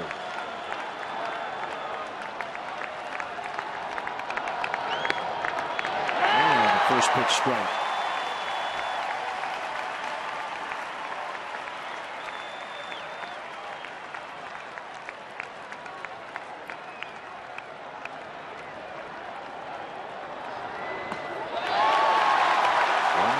away. Cubs trying to win the game on an error in the 8th inning.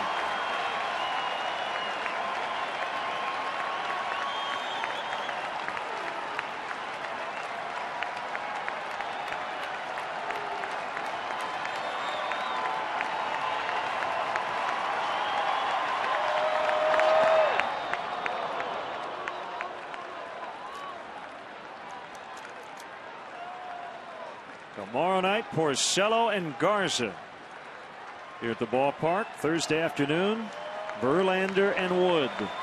0-2 on the way. Ouch. Santiago fouled that one off the inside part of his foot.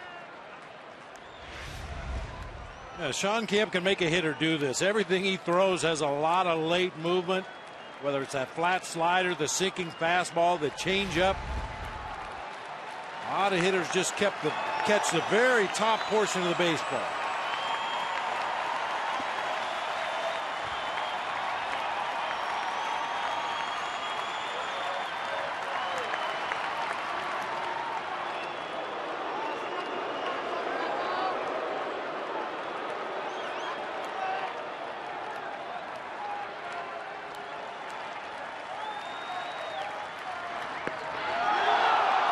Back door that time and missed it just outside. 2-2.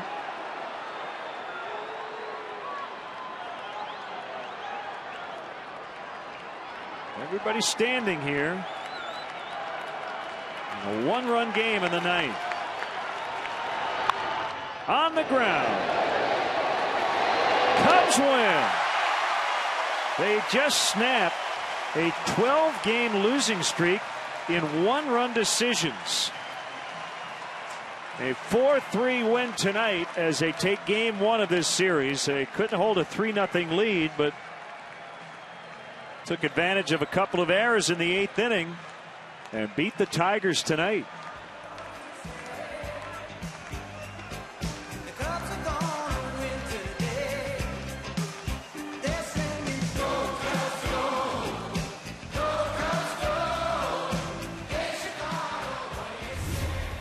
Our GMC player of the game, we're going to give it to the starter tonight, Paul Maholm, a no decision, but was really good. Yeah, he deserved a lot better than a no decision tonight. A couple of shaky calls in his last inning of work caused him to take a no decision home tonight, but certainly doesn't take anything away from his effort. Outstanding job by Paul. So the Cubs start this homestand with their 2nd consecutive win. And I believe the last 4 Cubs home wins have been followed by Darwin Barney chatting on the field. He's with Gail Fisher. Go ahead, Gail. All right, Len, thank you. Darwin, nice job tonight. Obviously, that 8th inning is a testament to always run it out. You guys were able to score on a couple of errors. For you guys all night long, it seemed like aggressive base running was the key. Yeah, that's kind of the way the game we have to play. You know, we don't have a bunch of Sorianos in the lineup. We got to run hard and make them make plays, and hopefully good things will happen for us. For a while there, it seemed like you were going to be the only one to drive in all the Cubs runs. So talk about that double you had it and what you were looking for every time you got up with men on. I was just looking for a good pitch to hit. You know, Scherzer's got really good stuff. You know, he's got a lightning fastball. So, I got something off speed up in the zone, and, I was a little bit aggressive, and good things happened. Paul Maholm certainly was on his game tonight. Could you tell just playing behind him that he had good stuff? Yeah, I mean, he really commanded the inner half. And when he can do that, he's tough because he can move the ball in and out on their lineup. And, they got a great lineup. And he made them look, pretty average tonight. So he did a great job. And after a tough road trip, how nice is it to be back home and you get to hear the Go Cubs Go song? Always good to come home here. So smash. All right, Darwin, congratulations. Good game for Darwin, Barney, Len. Bob, let's send it back up to you. All right, Gail, thanks. Well, it's been a tough start to the season over the first 61, but great atmosphere tonight here, Bob. It's a great thing about these fans in this ballpark and the fervor for Cubs baseball. Well, and record notwithstanding, I think the fans understand and appreciate what's going on here at Wrigley Field this year. They appreciate the effort. They know that occasionally we're going to be overmanned by the opposing team, but I think that brings out the fan in them even more. Well, that'll wrap things up. So for Bob and our entire CSN crew, Len Casper saying goodbye from Wrigley. Final score tonight, the Cubs 4, the Tigers 3. We are back here on CSN Thursday, 1 o'clock. Bob and I will hit the air as these two teams wrap up this series. Verlander and Wood on the mound. In-game scoring provided by ScorePad.